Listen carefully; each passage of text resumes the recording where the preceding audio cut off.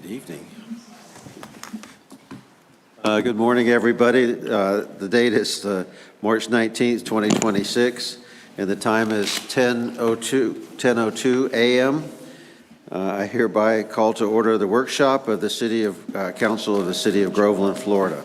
Jenny, would you please take the roll? Yes. Mayor Keith Kehoe. Here. Vice Mayor Barbara Gaines. Here. Councilmember Amy Jo Carroll. Here. Councilmember Michael J. Cox. Here. Councilmember Stephen Chilkowski. Here. Interim City Manager Tim Maslow. Here. City Attorney Anita Jarossi Carver. Sergeant at Arms Chief Sean Ramsey. City Clerk Jenny Wright here. Thank you, Jenny. Let's move on to the first item on the agenda. We're going to move item 5 on your agenda, selection of member to serve on the Ethics Advisory Board, up to number 1, and everything else will be moved down for some housekeeping issues. So if we can go ahead and Mr. Maslow talk about the selection of the Ethics Advisory Committee. Yes, Mr. Mayor, members of the council, in talking with Jenny yesterday and then receiving an email from Mr. Dan Anderson, who is the 5th appointment, making up a 5-member board. He mentioned he had some concerns about conflict of interest. He also had interest in serving in our upcoming Utilities Advisory Board. You all should have been copied on that email chain. To hold a meeting, our goal is to hold by the end of this month and get that process started with the Ethics Committee. But the 5th member replacing Dan Anderson as the 5th appointment is something that we wanted to go over. I understand Councilman Jay Cox made that recommendation to appoint Mr. Dan Anderson. I had a conversation with him yesterday to look at an alternative appointment for the board to council to provide consensus on this morning, so that we could go ahead, move forward with advertising and holding that meeting, hopefully by the end of this month, to kickstart that ethics committee review process. So we just need a consensus to move forward on replacing a spot on the advisory committee. So do we have consensus, Mr. The only Jacobs? concern is this is a workshop, and so you can't make decisions. So any appointment that requires a vote of the council would have to come back at a public meeting. I don't think we're appointing, we're just asking him to move forward with a process to advertise it and all that so that we could find somebody. Are you advertising your meeting for March? But wouldn't Jay Cox just get to pick another person? Because we all got to pick one. So since his candidate can't do it, wouldn't he just get to pick someone? That's what I thought. I thought the resolution had council approving, but if you And we want- did the last time, we did it in a workshop too. Yeah. Okay, so Appreciate the clarification. Okay, so that's clear. So Mr. Jaycox? The replacement I have is Patricia Shiles. She has an associate's degree in nursing and she was a resource director. And she also has a master's degree in business management. She's a Groveland resident of Trilogy. So that is my recommendation for the committee. Councilmember Jay Cox, I did not catch the name. Could you repeat? Salas, S-A-L-A-S, Patricia. Thank you. Okay. Is the council okay with that appointment? And then what we could do, if Anita sees fit, receive consensus today from the board and then bring this back to the first meeting in council just to memorialize that, just to make sure it's in a publicly posted council meeting if that's what Anita sees fit. But we are just looking for direction to move this process forward. We understand this is a priority of our council and we don't want to delay it any further. Okay, there we go. We're off and running.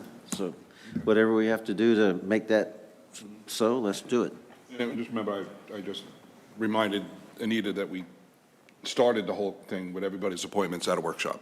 So if we appointed everybody else there, this should be fine too. Okay, moving on to the second thing on the agenda, council priorities for city manager. Tim? Yes, Mr. Mayor, members of the council. We received quite a few documents. They were shared with me by our previous city manager, Mr. Hine, before he resigned. You all should have a packet There's an additional synthesized summary packet that Maria will be dropping off here in a few minutes. I wanted to spend some time just reviewing these priorities and talking with various staff members, Jenny included. It was never really memorialized in terms of what council's direction as a group, in terms of approved direction to our staff was. My goal today is to make sure that staff is aligned with the council priorities. As you know, we have limited financial, limited staff resources. I want to make sure that we're making the best use of those. And just to spend some time together as a group to review these priorities from all the individual council members to make sure that we're on the same page. And I'll tell a little story. Our mayor probably has heard this from me several times. He's probably tired of me saying it. Hard to believe, but 7 years ago, I used to work for Orange County. And at the time, we had Mayor-elect Jerry Demings coming into office. We had over 6,000 employees, over a $4 billion budget. Somehow, they selected me as one of the top 4 staff liaisons for that strategic planning process. We met with a committee that was made up of about 40 people. We had 4 different subgroups. We met every week for the course of about 2 to 3 months. And we came up with a strategic plan for the mayor of about 40-some objectives. When he was pressed, he had 2 of his top priorities. And what that did is it gave staff an idea of what the new mayor's priorities were, what he was all about, and how they could focus their efforts on matching up and being in alignment with the mayor and the council commission coming in at the time. Now, keep in mind, again, over 6,000 employees, a $4 billion budget, a lot of resources. But the goal is being very focused and being in alignment in terms of council, staff, and then ultimately our strategic plan as we're reviewing that, our comprehensive plan, our capital improvements plan, and our budget. If we're not in alignment, we're going to have confusion. My goal is to avoid confusion, make sure that we're in alignment, make sure that we're on the same page. And as staff moves forward with ideation,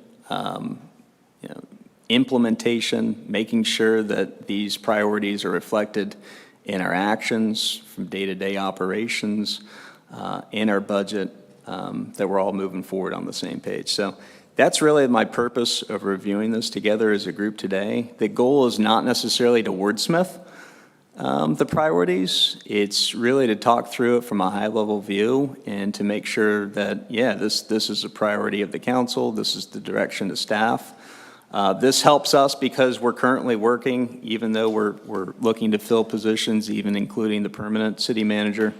Our goal is by the time you do have his permanent city manager, he knows exactly what this council wants to achieve. And it's reflected by council action. So that's my goal for today. It's not necessarily adopting it. We could adopt it at a upcoming council meeting. It's just to review these together and make sure that we have a consensus moving forward. Thank you, Tim. If I could just say something, we did that. We went through it at a workshop, item by item, and that synthesized what Mike took and put things together also came out to us, and I got back with him on several things on metrics and things that weren't in there. But did you say they are bringing the one that was all put together? Because it kind of entailed everything that was in here in a shorter form. It is. It was emailed out to the group before the meeting. We also have the printouts on their way. I have it. I think you emailed it a few weeks back, and then I think someone sent it to me recently. So I've just been going over and making some notes on it when we go around to everybody. And if this is something that was, in fact, approved by council, then that's fair too. I'd like to understand what meeting that was, just to make sure it's documented, just so everybody's on the same page. The meeting was, when we first brought this back, we sat in the, down at Lake David, and everybody kind of went through their items. We had a discussion, and we said, well, we would go towards this item or that item, and Mike then should have taken that and gone back. I don't remember the exact date, but it was definitely within the last couple months that we did I say that. it was the December workshop. It was either December? December or January, I think. If you Okay. want to go listen to the. Okay. We'll go back, I'll go back in those minutes. Some of those meetings I didn't attend, obviously. But if the council is okay with that summary document that we sent out, that you reviewed before as a group, we'll work from that. My next step would be to work toward an actionable plan to make sure that those items are assigned to the appropriate departments. We have project managers, we have anything that's an operating budget necessity or a capital improvements budget, that we start moving on those, providing timelines and dates. That came up at Monday's council meeting. There's some confusion in terms of completion dates, and I want to provide some answers to those. Okay, I might have miscommunicated. We put that together, Mike put his together. We were going to bring that back for us to agree on or disagree on, or add to or subtract from. That didn't take place. That was never done, where the consolidated version was going down, and I know there was some issues, there was some things that were changed, like on attendance and tracking and things like that. So I would, and we have a councilman that's gone through and made notes on that. I don't have my computer with me. I don't know if we could, if it was emailed out, put it on the screen. Since Probably work to put that on the screen here in the, so that we could see it, and I will send it to Alicia. then Steve's got his notes already. Or Jeremiah. Yeah, I can start if you guys want. Yeah, I think that would be real good, Steve, if Okay. you can kick it off. So one thing, Tim, that, and while you guys are getting it up on the screen, I didn't see exactly, and something I'm hearing a ton about, and I mentioned it to Hein, but I don't know if it made the list, but I'm hearing a lot from different businesses, especially new businesses coming into Groveland, and issues that they're having with permitting. And I know we outsource a lot of, what we do in that department. I'm not hearing from other developers or, folks trying to build houses, or it's really the commercial that we really want seems to be getting stalled somewhere. And I'm not an expert on this, but I think because you're in the interim spot, we could benefit from you kind of looking into the commercial side and just seeing, do we have a ton of businesses or possible commercial projects that are coming in, and where are they at in the process? Are there ones that are waiting, months or years to come through? I would just like to see if we're doing any type of 90-day plan or anything, that we make sure we look at that item. Tim, if you could look into that. I can. Okay. And then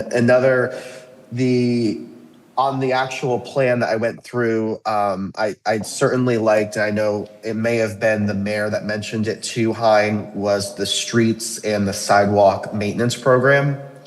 Do you know where we are in that do we have an old one? Because all I see is develop one. Do you know where we are on the process with any type of streets and sidewalk maintenance program? Just in talking with TJ on numerous occasions, we don't have adequate funding for it. I will get with them to see if there's a written plan that we could share with the council and gives any kind of estimates in terms of what we should be budgeting to achieve that. But I would be happy to look into that, Councilman. Okay, perfect. And that would be great for him to at least even give a short presentation or meet with us one-on-one or something and say, this is what we would need to get started. And these are two separate plans. The street plan is obviously going to be a lot more expensive than the sidewalk maintenance program. But if we could at least get initial numbers of, we're going to be talking later about the Kroger money, but what do we need to kind of get started on these two programs to make sure that residents are seeing hey, that sidewalk that's been, out for, the last 5 years, they're finally coming to fix it. Or, obviously for the streets, that's going to be, 100 times more what the sidewalk cost would be. But if we can start prioritizing the roads, so when we do get these funds back and we do have funds that we weren't expecting, we can say, hey, the first 300,000 should be going to the sidewalk and the street maintenance program, because that's another, 7 sidewalks or something that we could do. So that's what I had on that item. I seen the mayor has mentioned, and he mentioned at the last meeting, the monthly reports of actuals versus budget. I noticed that in it, so that I think just highlighting that or bolding it so that we all have those. The organizational structure was on it. I know that's still being ironed out, and you're presenting that to us. So overall, I thought it was a good list of each of our items. I didn't see a ton that needed to be added, just ones on there that I was really excited to kind of get wrapped up so that we can move on and start on new items. So that's all I had, Mayor. Thanks, Steve. And if I could kind of build on that, and the sidewalks are very important, and so is the the streets. You and I sat in a meeting where I think Mount Verge said they got a big grant on sidewalks, remember? Correct, yeah. And so if we make it a priority, maybe there are other grants. We must have missed that grant, but make it a priority. We can get some of those grants that are available.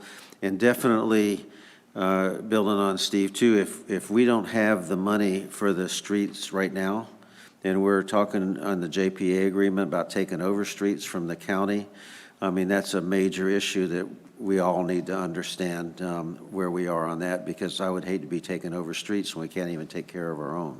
Right, yeah. Some of those conversations with the county, we've articulated that if we're bringing this to council and we're taking on assets that are also liabilities, there needs to be a funding mechanism to offset that expense. They're looking at a monetary contribution to the city in tandem with the transfer, along with establishing what has been discussed is establishing an MSBU funding mechanism for the Ford Commerce Park to offset the expense of those roadways. So our goal as a staff is to make sure when that does come to council, the financial contributions truly offset the expense side of it. Very good. Amy Jo, do you have some input on the, I think we'll just read from the consolidated version. Yeah, now that I have that. I agree with everything Steven said. I really wanted to start that work on not just the maintenance plan, but like the prioritization of the streets and sidewalks to make sure that we're addressing them in order. But I think we kind of need that for all departments. Like, what are your highest priorities? I mean, I'd like a list from probably every department as we approach budget time. Like, what are your highest priorities? What are your greatest needs? And then trickle down into wants. But that's just where we're at.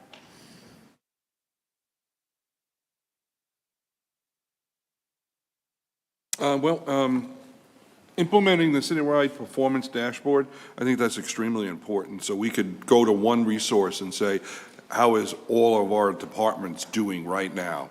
So that's an extremely important thing to do. The performance scorecards, the quarterly department scorecards, we definitely need that.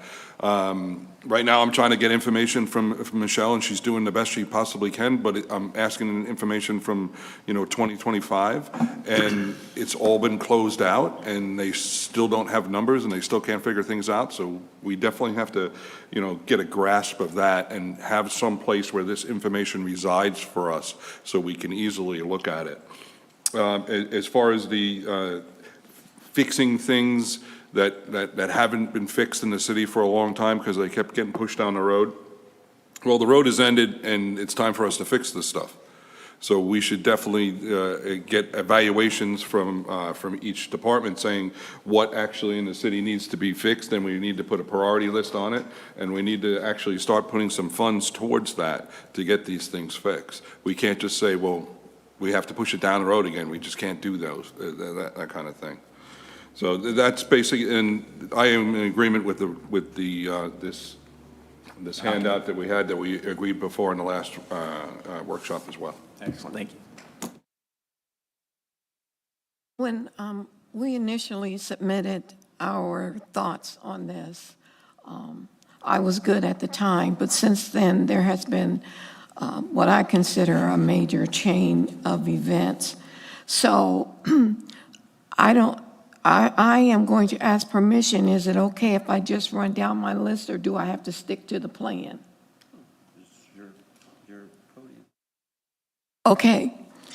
So one of the expectations that I would like to see as it relates to the strategic leadership and long-range planning is that the new city manager anticipates the growth and as well as the infrastructure demands and the financial pressures. I'm also expecting transparent financial stewardship. And what that looks like, that means strengthening the reserves, overseeing with care debt management, and the long-range capital improvements. I think that there needs to be organizational excellence across the departments, and I think that we need to establish measurable performance metrics as well as accountability. Now, we do have some metrics for the department, but I am just blown away that there aren't metrics for performance of individuals, because if the mayor is a slouch and he's the social butterfly, and I'm coming in every day and working, then when it's time for a raise, he's going to get the same raise that I'm going to get.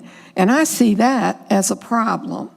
So while we are looking at metrics across the department, I would encourage, again, metrics for individual employees.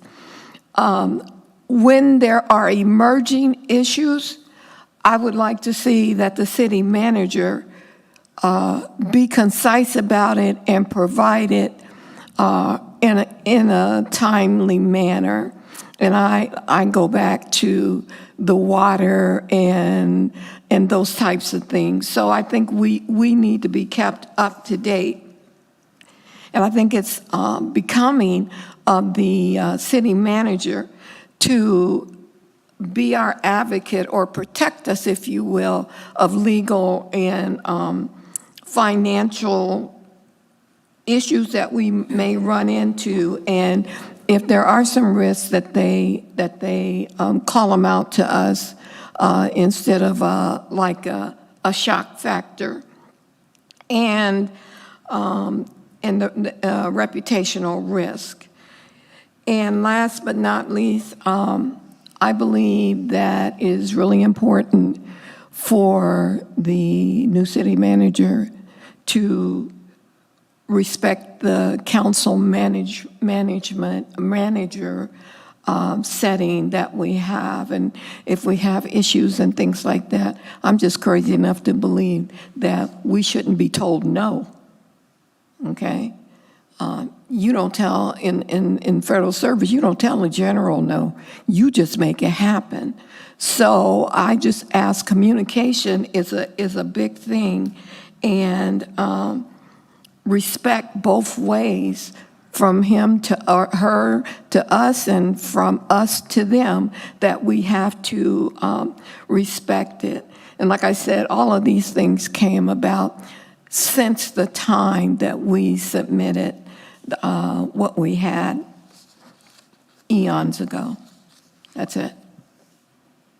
Thank you. My input that I gave on this list was we left out some important things, like what are the, and I think the council could help you out on this, or what are the key action points and what are the metrics that we're going to measure it by. I go back to an item that I talked about every week since I got elected, and that's the organizational chart and organizational structure and the succession planning.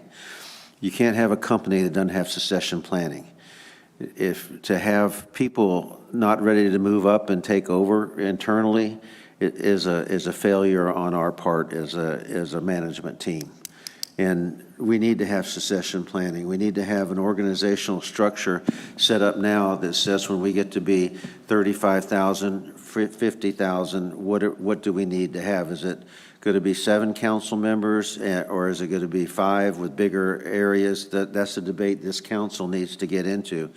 And I really believe that every single thing on this list should have a measurement and key actions, and every single one of them should be tied to the next generation. What do we do when we get to 30? What do we do when we get to 35? What do we do when we get to 40? Because all of these are going to change with each one of those things. We've been a very reactive group, and however we can put in this document that we got to be proactive and not putting out fires, but seeing what the fires are before they come up. And we all know where the fires have been.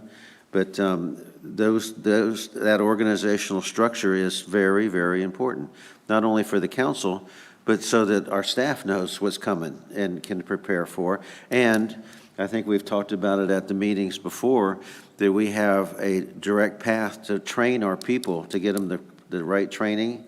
You know, succession planning is ranking people and saying this is what they need in order to go to the next level.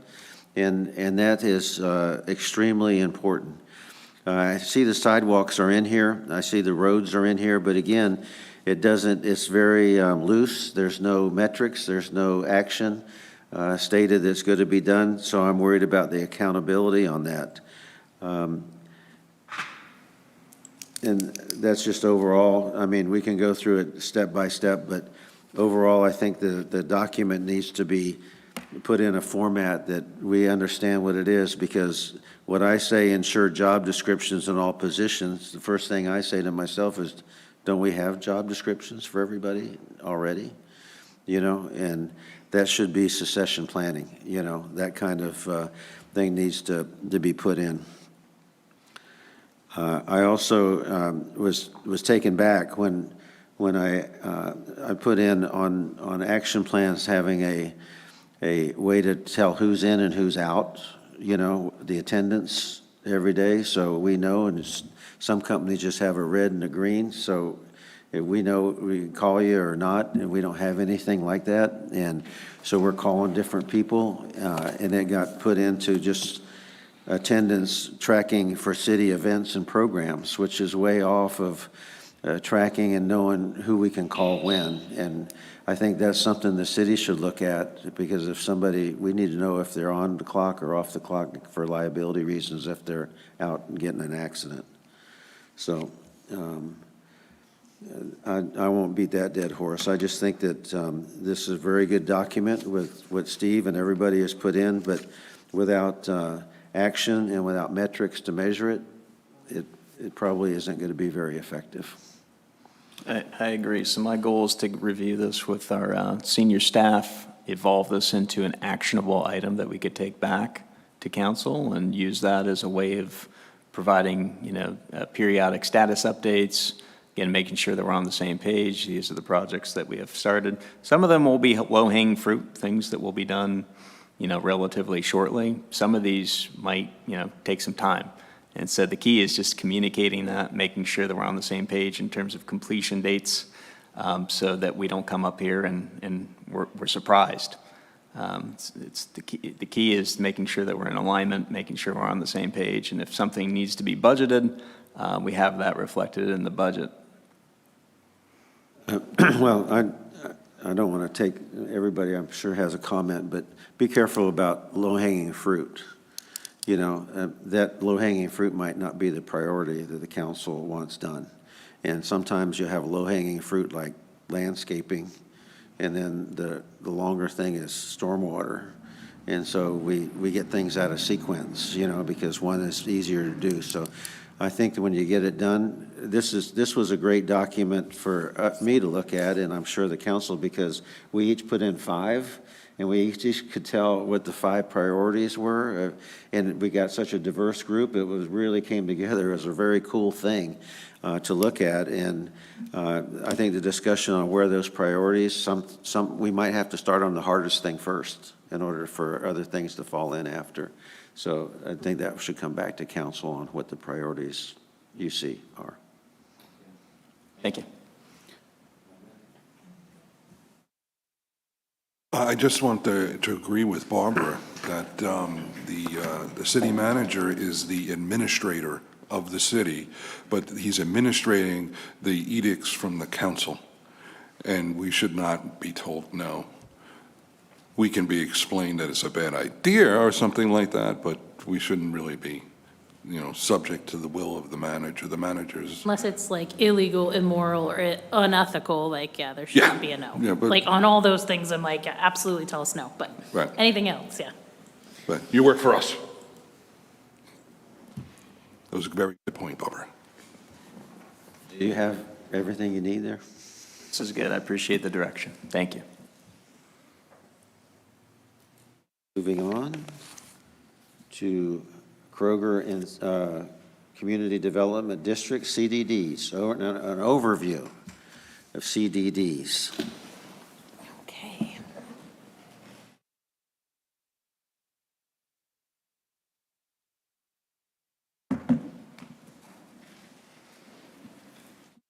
Morning, council members. We have a CDD presentation today for you. We have Jerry and Brian Lamb from Infomark that will be presenting first, and then I'll come behind them and finish off the Is there presentation. a microphone up there? There's not. Well, we have to have you, can we give them that microphone, maybe? And, because we need John. Can you all hear me okay? Perfect.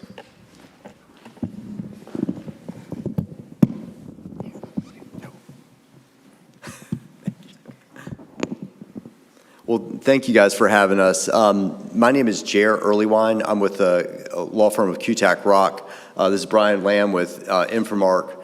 My firm represents almost half of the 1,100 or so community development districts in Florida. We also represent just about all of the stewardship districts in Florida, which are kind of their larger cousins. We've been doing this for over 30 years, and we have some of the founding members of the industry at my firm still practicing that area. Infomark similarly represents hundreds of CDDs. They do it on the management side, and we do it on the legal side. We really appreciate the chance to talk with you all about CDDs today. I know Groveland has a number of CDDs in the town. There's a bunch in the county, and they really are exploding around Florida. I did go back and listen to the Sunstone 1 and Sunstone 2 meetings, so I kind of understand your questions. I thought I'd give a very brief overview. It sounds like you already have a basic understanding of what a CDD is. I'm going to go through that very quickly, and then we'll hit some of your big questions and take any other questions you've got. So I don't know how to do the clicker here. Let's see. There we go. So just from my perspective, a CDD is basically just a more capable version of a homeowners association. It's an HOA that can do more things for your project and your community. And there's a reason that there's over 1,100 of them in Florida now. They just have a lot of advantages over a traditional HOA, and we'll talk about what those are in a minute. But as I mentioned, they've gone from having very few in Florida over the last 20 years. We've got over 1,100. Across the country, though, 85% of master plan communities have some form of special taxing district involved in the project. And there was talk of doing an MSBU for one of your communities here just in this meeting. And that's happening all over the country. It's very prominent in Florida. Of the top 50 master plan communities in the nation, the top 50 best-selling communities, generally speaking, 15 to 20 of those are in Florida every year because Florida's a big growth state, right? And all but the 2 Margaritavilles and one other are CDD communities. So you think of the Villages and Nocatee and Lakewood Ranch, Vieira Stewardship District. These are all best-selling communities. They're all CDD communities. Those are the bigger named ones. But 2/3 or more of the CDs in Florida are relatively small. They're about 300 to 500 units. You guys have several of them here in the town. And the reason that they're so popular, and they really are popular with residents, especially the board chairman, is because they can do more things than a traditional HOA. And so let's talk a bit about that. I think I've got my stats up here for some of what I just talked about. So one of the biggest benefits that you all touched on earlier is just its financial capabilities. So it's got financial capabilities, and it's also got operation and maintenance capabilities. We'll talk about each in turn. As you all know, it's able to go out and issue a tax-exempt bond, spread the cost over a 30-year period, and so it can take a part of that capital stack and finance it over time, which a traditional mortgage loan or traditional financing method can't really do. And it allows developers to put in a higher quality project and still keep the housing prices affordable, right? So if you think of Lakewood Ranch and the Villages, you think of those beautiful entry signs, the really nice amenities, and the houses still have a really affordable price to them. And it's because of that CDD money. And it doesn't just save the residents money on the front end. It's saving it not just because it's spread over time, but you're also using tax-exempt bond rates, so that the money actually costs less, right? So we're able to put in the infrastructure more efficiently. And then after the residents take over, they also have the ability to collect on the tax roll. They can take out bank loans because they can collect on the tax roll, and they can take out tax-exempt loans too. And so when they go back and they refurbish their infrastructure, they refurbish their stormwater ponds, their roads, and things like that, it costs them less money. It saves them money. And so when an HOA gets in trouble, what does it typically do? It's either has to really be careful with its reserves, or barring that, they put one of those one-time balloon assessments in place to take care of the infrastructure, and everyone who's living there pays that big balloon that same year. And if you start to look around Florida, you all are talking about how you're going to take care of roads and things like that with these MSBUs. If you go to Charlotte County or Pasco County or Clay County or Marion County, they literally will require you, if you've got a certain size project, to have a CDD in place, or they'll put an MSBU or MSTU on the property to have that special taxing ability to collect on the tax roll. Because in fact, the last one I did in Marion, the project right before my agenda was an HOA coming back and asking, hey, can you take over my stormwater ponds? Because the little liens that we can put on homes aren't working. We can't save up enough money to take care of our roads. And the county's like, oh my God, and they ended up doing an MSTU. Well, that's what the CDD offers in terms of being a more robust entity in terms of taking care of things. Now, MSU? What does MSU stand for? Oh, yes, it's a municipal service taxing unit or benefit unit, depending on the acronym you're using. There's a different structure, but it's basically a special taxing district that the county or the city are responsible for. The nice thing about having the CDD do it is the community's responsible for it. It's not on your books, and also they get to determine their level of service. If they want really fancy roads and signs, they can do that. They want the nice pavers, they can do that. Or if they just want something bare bones, they can do that instead and kind of set their level of service. So it's a nice thing. Now, the other side of it is the operation and maintenance advantages. CDs are pretty amazing. Again, they can collect on the tax rolls. So during like the Great Recession, when HOAs were collecting at like 80% rates because people weren't paying their HOA dues, CDs were still at like 95+% because they're on the tax roll. So it's a much more reliable revenue stream. And they also can get FEMA funding in certain instances. They can get, where HOAs I don't think could get that. CDs have sovereign immunity protection. So if you have a management company that represents HOAs and CDDs, Infomark is one of these, they'll tell you that the liability is through the roof on the HOA side because there's no sovereign immunity cap. CDs have better insurance. They're more protected from frivolous lawsuits and things like that. CDs are also less likely to sunset. HOAs have that sunset provision built in the law where they've got to do something to keep surviving over time.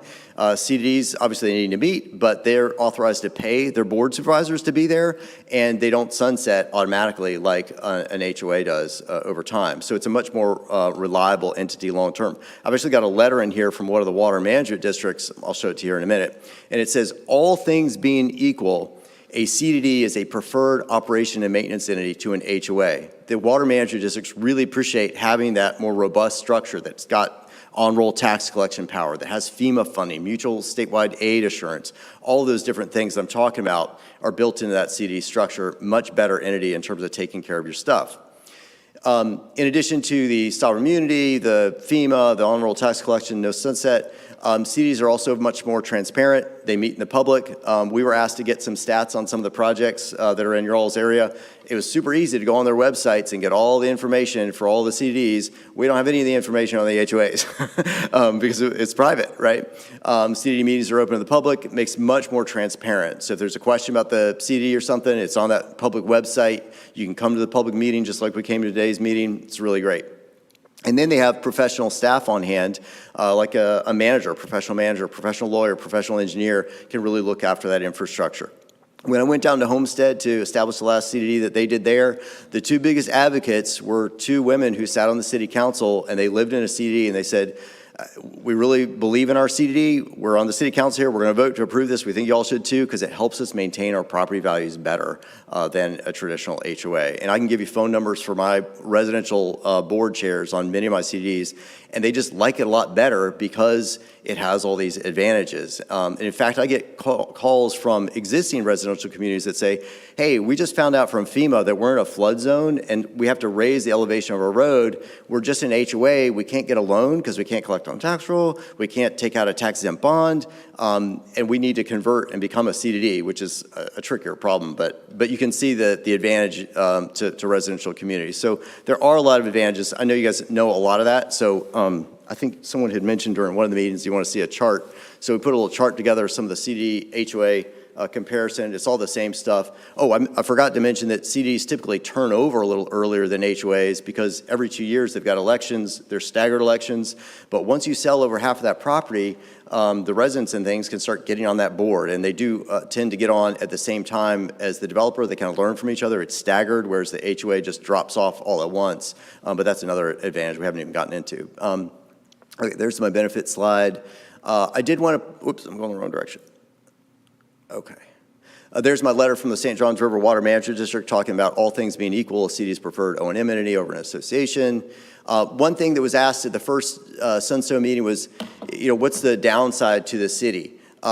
It's written into law, a default on the bonds or obligation of a district shall not constitute a debt or obligation of a local purpose government of the state. I think your staff answered that question in the first meeting. Just wanted to reiterate that, put that language in front of you. But there's not a lot of downside. There's a lot of upside from the standpoint that you're much less likely to have one of those entities come back and ask you for help with its stuff. We talked about some of the CDD transparency. It's obviously disclosed in your sales contracts. There's public websites, Sunshine Law, public records laws. There's a ton of other notices you can see there as well. I went and bought a house last year, and it's all over the sales literature, your CDD and HOA, and it also shows up on your closing statement too.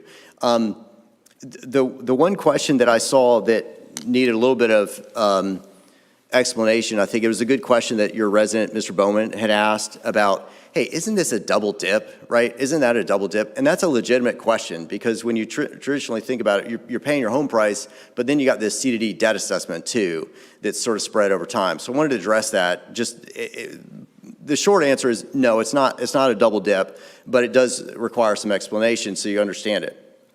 So when homes don't follow the sky for free. Stormwater ponds, amenities, none of that stuff is free, right? Ultimately, the city's not going to pay for it. The developer's not going to pay for it. The home buyer pays for it. They pay for all of it. They pay for the amenity. They pay for the utilities lines. They pay for all that stuff. The question isn't who's paying for it. The question is how would you best finance it, right? And if you think of a lot development, for any project around Florida, I'm going to use some rough numbers, right? But it costs about $100,000 to develop a lot in Florida. And I'm talking about not just the lot, I'm talking about the utility lines that go to the lot, the offsite roads, the amenity, all of that stuff to do a development in Florida costs about $100,000. And then you got the home price on top of it, right, to build the home. We're just talking about the infrastructure. That's what the CD is focused on. So the developer has a couple options in terms of how they're going to fund that $100,000. They can use some of their own money. They can go get a bank loan, typically a revolving line of credit, or sometimes it's over a period of time, but they need some sort of dirt loan from a bank. And then they also have the ability to use a CDD bond. And typically, they're using some combination of all three, right? So of $100,000, most of it is bank loan and developer money. and about 15 to 20,000, so it's only about 15 to 20%, and Brian was trying to make this point at the last meeting, only a small percent, 15 to 20% of it, is actually funded through the CDD and passed on to the home buyer. And the genius part of it is that with the traditional financing, if it was all bank loan and all developer finance, they get built into the home price. But the genius part of the CDD is that $15,000 to $20,000 per lot equates to about $1,200 to $1,500 in debt assessment per year that each lot would have to pay. And it's spread over 30 years. So we all know from recent years and inflation, $1,200 payment today or $1,500 payment today, unchanged over time, is a lot different than when you make that payment 10 years from now, or 20 years from now, or 25 years from now. That payment almost goes to nothing. So you basically have this, because of time value money, because of inflation, that payment becomes virtually nothing over time, and that's the genius part of the CDD. Yeah, you're using your traditional financing methods, like your bank loan, you're using your own money, but you also have this piece that can be financed through the CDD. It's a small piece, but the nice thing about the CDD money is it's spread over such a period of time, and it's also issued at tax-exempt rates, so it costs less, and that's why Nocatee and the villages in Lakewood Ranch, they look awesome, right? They look awesome. And so your all's question was, well, how much is this gonna cost us, right? How much is it gonna cost the home buyers, because y'all are concerned about that. I just wanna tell you, you don't have to worry about it, because ultimately the home buyer always pays for all this stuff, right? And what needs to happen and what does happen is when you go and buy a home, just like I did last year, you go and you look at the development and you see how the amenity looks and, does it have the slide for the kids with a bucket and all that stuff. And you look at your home, you look at the entry feature, you look at the home, and then you look at your closing statement, right? And all that stuff is on the closing statement. And if the HOA fees and the CD fees or whatever fees are on there are on that closing statement, if the price is too high, people don't buy it. And if it's right, then they'll buy in. But people don't hate it. These things have been around for 20 years, and they're the best-selling communities in Florida and in the nation. And if the $15,000 to $20,000 is too much, the developer will actually pay down some of that debt or not issue as much debt. They might do $10,000 to $15,000 and pass that through, or $5,000 to $10,000 and pass that through, depending on where you're at. So the market sort of takes care of that because it's disclosed on the closing statement. So as long as you know what the price is and you can see what you're getting, the CDD really does work, and that market takes care of itself in terms of the double dip issue. There's no double dip. The price is the price of the home plus the CDD. It's on the closing statement, and you can see it. Now, there was also a question of, well, I don't want the CDD to pay for the amenity or to pay for some of these other things. The CDD should pay for this or that. That's not really what matters. What matters is you got that $100,000 capital stack. Any of those dollars can be used for any of that stuff, right? And that's what the point that Brian was trying to make last time. It doesn't matter what you're spending it on as long as it's public infrastructure, which it is. And there's all kinds of advantages for Sunstone in particular, but we're not talking Sunstone today. But there's a lot of advantages for that project in terms of having public amenities and things like that, which we won't get into. Anyway, I think I've answered the biggest question that I thought I heard at the last meeting. I know we have some other stats where they've gone out and done some due diligence on the rates, and I want Brian to speak to that, and then maybe we can take some more questions if that works.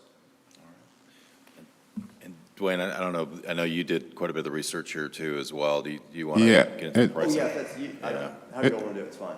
Okay. I'll provide the information, and then Brian can do some Q&A if he needs to. So Trinity Lakes, or Lake Emma, I believe this is the one that the individual at the podium at the last meeting was referencing, that I think it was his daughter was basically outpriced of the community because of the CDD. We're not the manager there, but we went back and looked on the website. What we found was the CDD fees have been the same at least for the past 4 or 5 years. And that, I believe that was verified by the existing district manager. And obviously it's on their website. Yeah, and also, sorry, I don't want to cut you off, Brian, but all the information that we received during our research, not only we got it from the CDD website, but I actually got it from the source, the district manager. So I reached out to all of the district managers or representatives from each active CDD in Groveland. A majority of them were responsive. There were probably 1 or 2 that I didn't get a response from, but I did get it from the CDD website with the help of Infomark as well. Go ahead. The HOA side, I believe you were successful in contacting some of the HOA managers for some of the fees, but a lot of those weren't disclosed. And And really, where you'd have to obtain that information is within some recent sales or marketing data listed by realtors as to what the HOA disclosure for fees were. For instance, here, you've got a HOA fee estimated at, approximately $100 a month, which is $1,200 a year. So what that tells me, and just, analyzing this, is that the district is, somewhat de minimis in its operations outside of administration, and the HOA is handling a lot of the community maintenance features. And at the end of the day, there's a cost to maintain a community, and, the percentage of allocation towards a district or an HOA is usually determined on who's been assigned that responsibility. Let's go to the next one. Cypress Reserve, you'll see here, their HOA fee is approximately $2,400 a year, and they've, got fees roughly for the CDD, approximately $2,200 a year for the CDD on average. Cypress Bluff, there's your numbers on Cypress Bluff, and a lot of times the district fees are stratified against the lot product or lot size, not necessarily the size of the home, but the size of the land that the home sits on. That's why you see a stratification of the assessments based on the lot size there. And their HOA fee here is de minimis, which means it's probably doing architectural review and deed restrictions only. And I think at the the meeting when we were discussing this last time, it's not uncommon for district operations where they're doing 99% of the community maintenance, that the HOA fee is somewhere around $100 a year to perform those activities. Cascades. And then here, got somewhat of a robust homeowners association fee. Trilogy. And Sunstone 1, we are actually in the process of issuing bonds here. So these are based on what we are projecting the bond costs, the bond amounts, and the build out operations to be, with the HOA fee, as discussed, roughly $120 a year, just responsible for those items that the district's not allowed to perform on behalf of the community. It's Cherry Lake.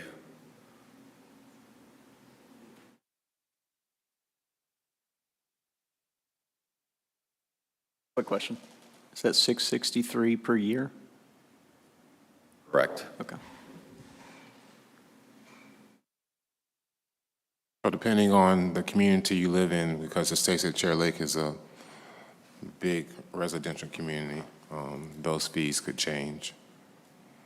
And we'll probably see that next year. As an example, it cost me probably twice the norm to fill my vehicle up today, which will translate into service increases next year for the landscapers, all the way to your utilities and surcharges, et cetera. So we're expecting some increases in next year's operating budgets as a result of some of the economics currently at play. And you guys probably understand this too, but there's two components to the assessments, right? You've got the operation and maintenance component, which if you didn't have a CDD, your HOA would be charging you that, right? That's the part that Brian's talking about for mowing the grass and all that kind of thing.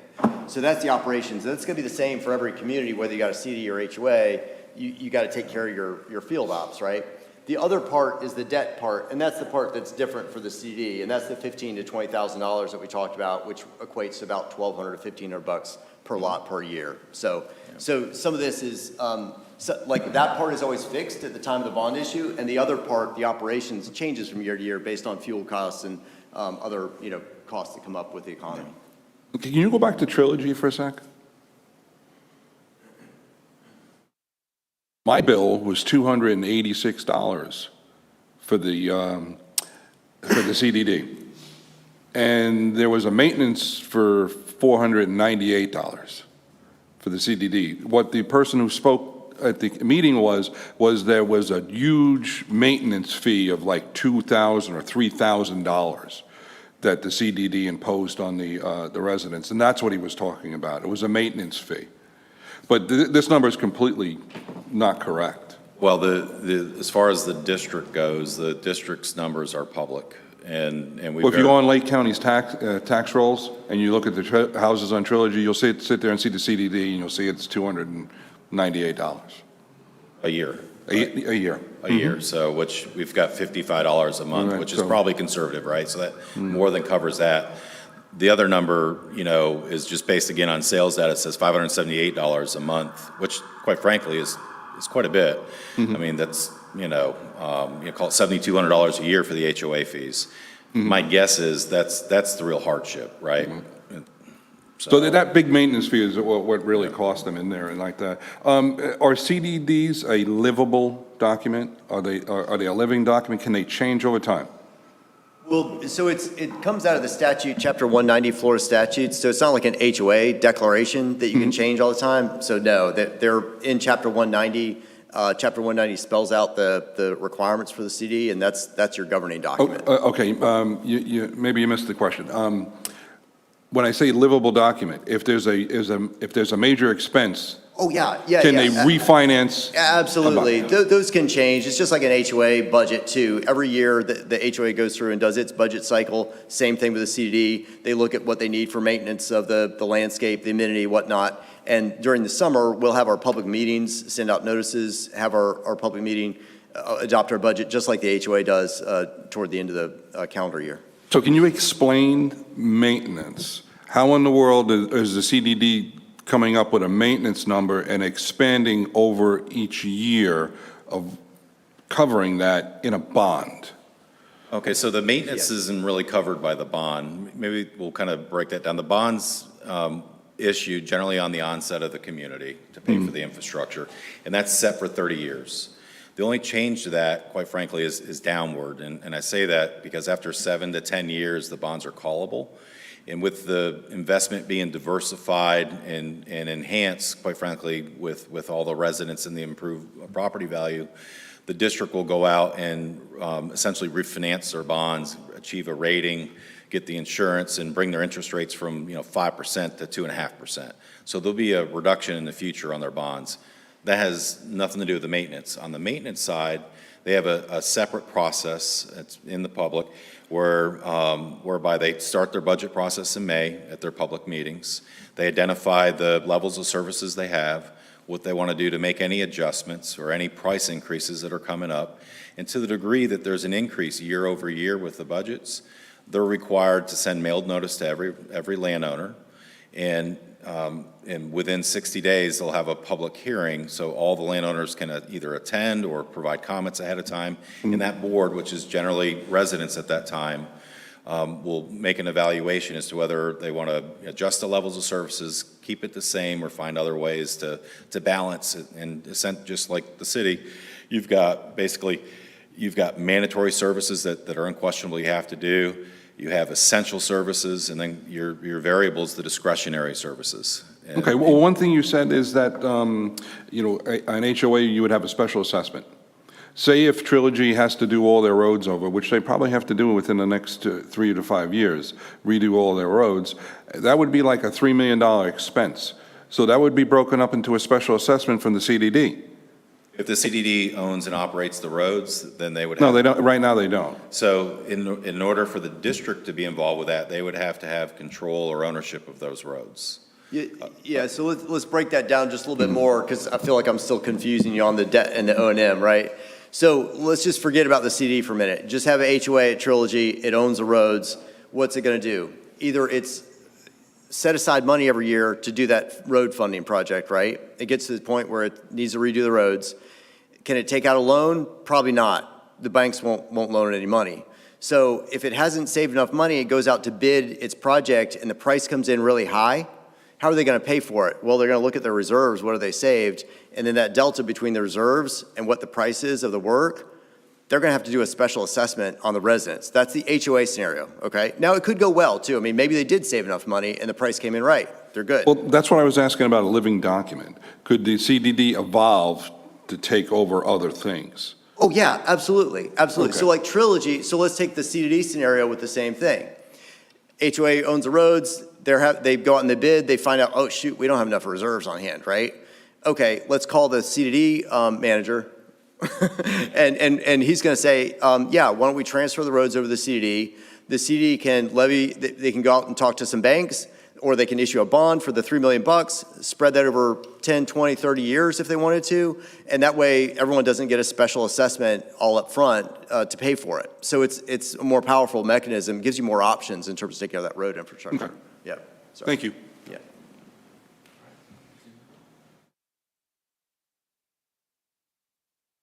We covered everything?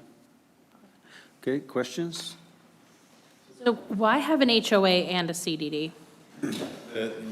Yeah, that's a great question. Like, why And both? the statute for districts, quite frankly, was very specific in avoiding competing with cities.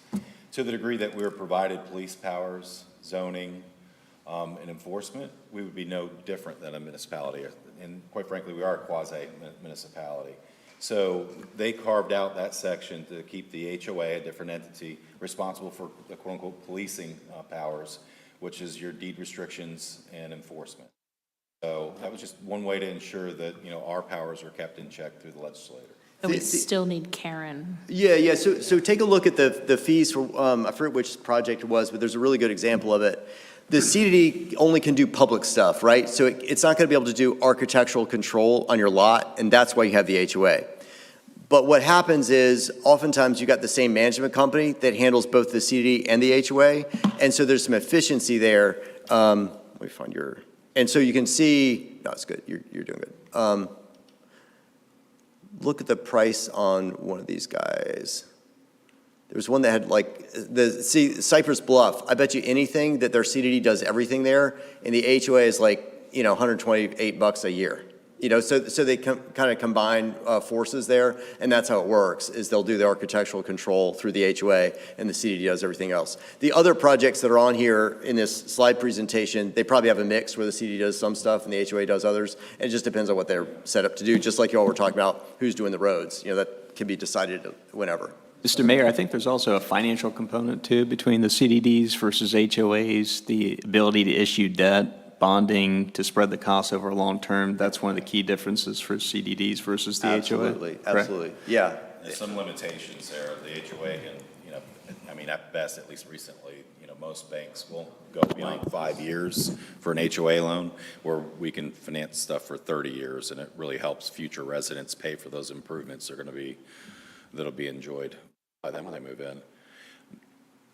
So, And then the CDD board, you said, can still be made up of residents, so Yes. it still does evolve and become residents Correct. over time, right? It It's actually not turns immediate. over early. The structure's better than an HOA. You know, an HOA, it turns over at 90% build out, right? So you gotta wait for almost all the homes. And then what happens is, the project just sort of gets dumped on the homeowners, and then they're like, okay, what do we do now, right? That's kind of how that works. In CDD world, we have elections, we've got 5 seats, and they're staggered terms, 4-year terms or 2-year terms. And so you'll usually have 2 or 3 seats up each election cycle every 2 years.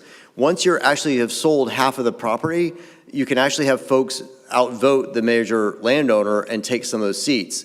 The statute's designed so when you get to year 6, if it's a bigger project, you'll definitely have 2 residents on the board at that point, and they kind of sit on the board with the developer reps and kind of learn from each other while there's this transition period. So it's a better transition. It's an earlier transition than a traditional HOA. Thank you. One last question. How do you guard against builders putting more profit by pushing things off to a CDD?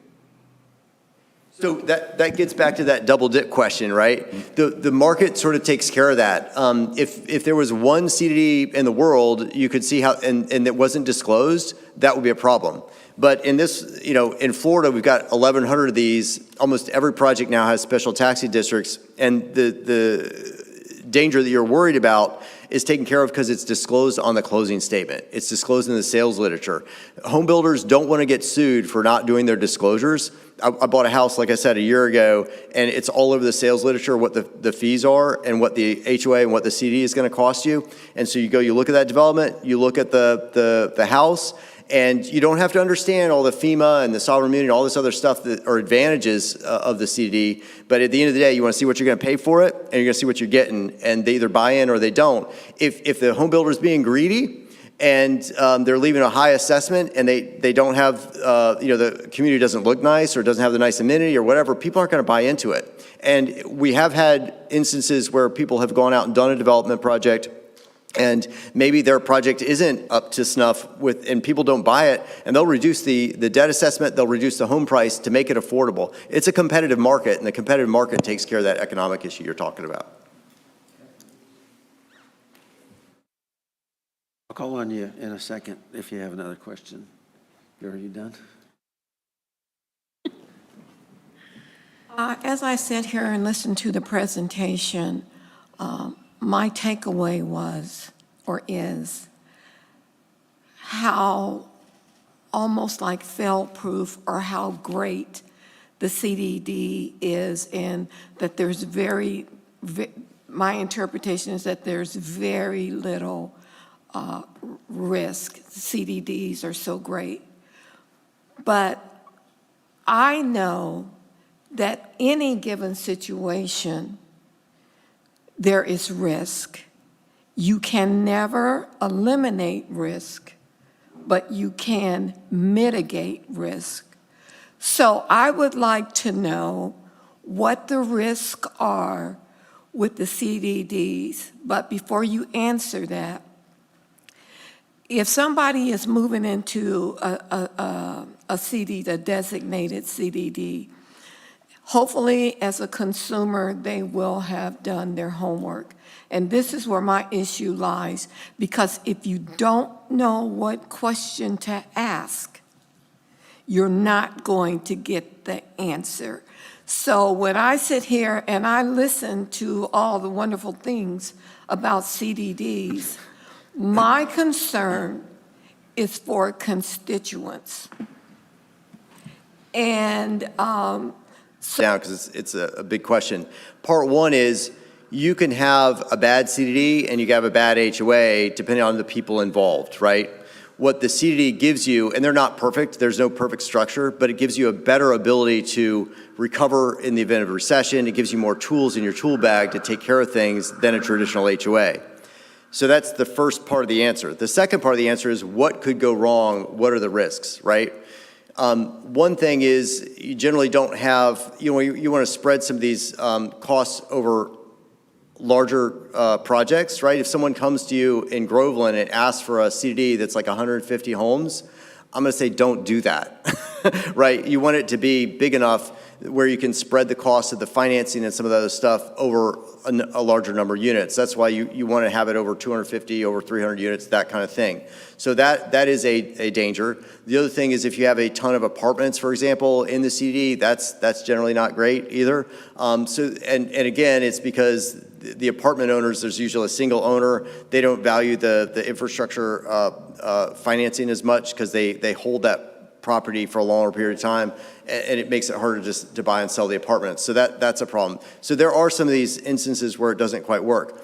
The biggest question, this is the third piece that you raised, is really about disclosure. Because in my mind, the efficient market works when you have disclosure, right? If you don't have disclosure or people don't know what they're buying, that's a problem.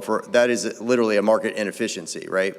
So the way that gets solved is, one, like I said, you don't have to understand all of the stuff about the CDD, like all the advantages and bells and whistles, to understand that you're paying into a CDD. As long as that fee is disclosed, what the debt assessment is, you're told it's a 30-year debt assessment, here's the annual amount, here's your expected build-out amount, that needs to be disclosed.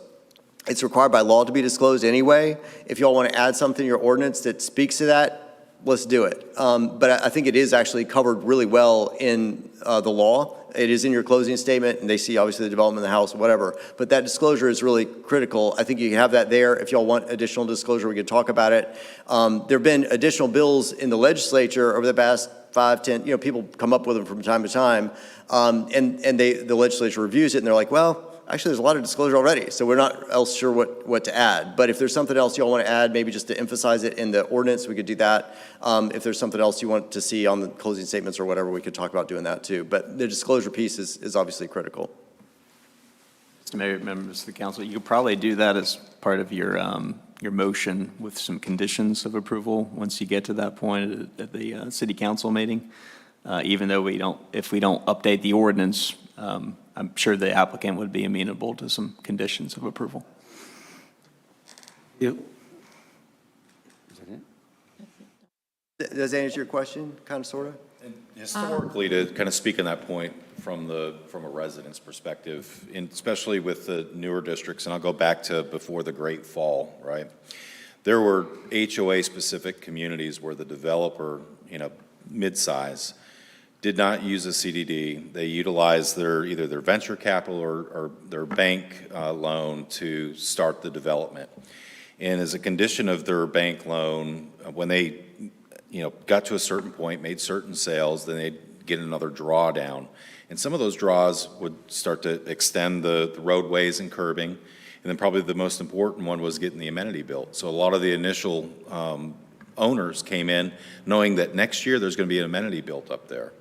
Well, when the market turned, there was no amenity there because the developer basically declared bankrupt, and they were living in a community that wasn't built out, and there was no way to, there's no way to get that done in the time that they were looking at by the time it got restructured through the bank after they took over the asset. Districts, on the other hand, same community, same scenario. Residents, when they come in, generally because the money's issued up front, all of that, the clubhouse, the parks, the roads are put in almost all at once, the community infrastructure, in those phases where they're selling. So as soon as you get in there, that infrastructure is in place. To the degree that, let's say the market fails, there's mechanisms built within the trust documents with the bonds that allow for immediate recovery and control of that project. So it can be restructured and basically remarketed for another developer. That's what happened with a lot of the CDDs that got into some financial distress back in 2006, 2007. A lot of the bonds were restructured. We still had money coming in because all the assessments were on the tax roll, so there wasn't, vacant lots out there that weren't paying for the operations, and kind of life went on with a little stumble, and then it got back to, to what it is today. And a lot of those are very successful projects. Well, and what Brian is getting at is, to the extent you were asking about risk, right? And he's talking about what happens if there's another recession, right? That's really what he's getting at. The truth of the matter is you can have an HOA project fail, or you can have a CDD project fail. And when the legislature created 190, one of the reasons they created it is because they knew there would be a lot of growth coming into Florida, and they also wanted to make sure that if there was a downturn, you didn't have a bunch of communities just get dumped, right? So what they did, and Brian touched on a lot of the advantages, but it's much better to be in a default situation with a CDD than it is with a traditional project that just has an HOA and a bank loan on it. The bank loan projects will sit there a long, long time and not move because they got a bank loan officer from, Michigan or something that controls a project. With the CDD, there's a couple things. One is Brian said the money is there up front. It is, and it's not in the developer's pocket. It's sitting at U.S. Bank or Regions Bank, a trustee bank that controls that money. The money can't be used by the developer without a requisition process where an engineer sign off on it, where the manager sign off on it, and so that money's more responsibly used. It's also in an account that can be used for the construction. It's not, if the developer goes belly up, there's no money, right? That's the HOA scenario. In addition to that, if there is, God forbid, a foreclosure, you're going through and you're foreclosing a first priority governmental tax lien, right? That's what the CDD bond assessment is. An HOA is foreclosing a regular mortgage, which could take a long, long time. And of the projects that actually did have an actual assessment default and it went through the foreclosure, most of those came back within 6 to 12 months, got through the foreclosure process, which is a super quick court process, to be honest with you. And then they would sit in a special purpose entity controlled by the bondholders until the market recovered. Then they'd sell it and it would get back into productive use more quickly. There was two projects, I think they were actually in Lake County, side by side. They were originally developed by the same developer. and one was a CDD and one was not. And the one that was not a CDD, when the Great Recession came, it sat there a long, long time. The CDD project, though, it has money. I think Brian mentioned the reserve account. When you issue bonds, there's a little account that's set aside to protect the bondholders. If there's a default, they can use that money to pay for the foreclosure. They can use it to keep your amenity center operational, to keep cutting the grass. All of those things can be used out of that reserve account. And that's exactly what happened with this other project, is they kept their amenity center open. Within 6 to 12 months, that project was actually back into the hands of a special purpose entity, ready to get sold when the market recovered. So it's a much different process. There's a lot of protection in there if there is a default because it's a CDD. Steve? Councilman Stokowski? Are you there? Yep, sorry, I was muted. No, I didn't have a ton of questions. I know some of you asked some that I had. I've worked on it a little bit just through the Stormwater Committee and then with the mayor on planning and zoning. I do see the benefits of it, especially on where, the quickness that Groveland is growing, making sure that we have these planned communities that have the infrastructure that we want in them. And we're not making current residents pay for improvements for residents that are moving in. When I was on the Stormwater Committee, we really didn't have to worry about Trilogy or Trinity Lakes or others because they were already being handled by the CDDs, and it was the communities without them that we were trying to figure out how to assess and serve those communities with their stormwater issues and delays. So, and I think it's really up to the new residents that move in, like all of us could have moved to CDD communities. I know I had the option and we decided to go with one that just had an HOA because the costs were lower. But if you do I have a lot of friends that live in Trinity Lakes, and they would not live in the community I live in because they want to have the pool with the slide and they want to have these clubhouses to have their birthday parties in and all of these things that, my community doesn't have, but, we are only paying a nominal HOA fee. So I do see the value in it. I do see that there's some drawbacks, but a lot of those are on the residents that are consenting to live in these communities. And, we're not putting the tax burden on current Groveland residents for future ones. So I see a huge benefit in it. That's all I had. Thank you. Back to you, Mr. Jaycox. Well, I just want to ask a few questions and offer an opinion. One, we've all said growth pays for growth. And I think that's an important scenario around this. Two, I'll offer a real world experience that I don't think anybody here was alive when it happened. There's a place called Pine Hills. When Pine Hills was built, when Disney came in, it was the place in Orlando to live. All in 1972, everybody lived in either Bay Hill, which that was the executives, all the rest lived in Pine Hills. That thing was built all at once, a big subdivision all at once.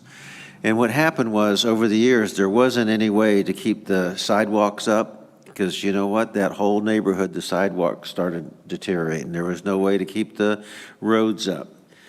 And I can say that the city just did not worry about it, because after 10 years, the tax roll, and compared to what money value there, it wasn't bringing in enough taxes. So everybody kept moving out. All the roofs went out at the same time. All the refrigerators went out at the same time, because it was all built at once, and there was no way to keep that neighborhood up. And that's what's got it where it is today. And now we're putting a lot of money back into it. That's one. That's a great story. Hold your applause.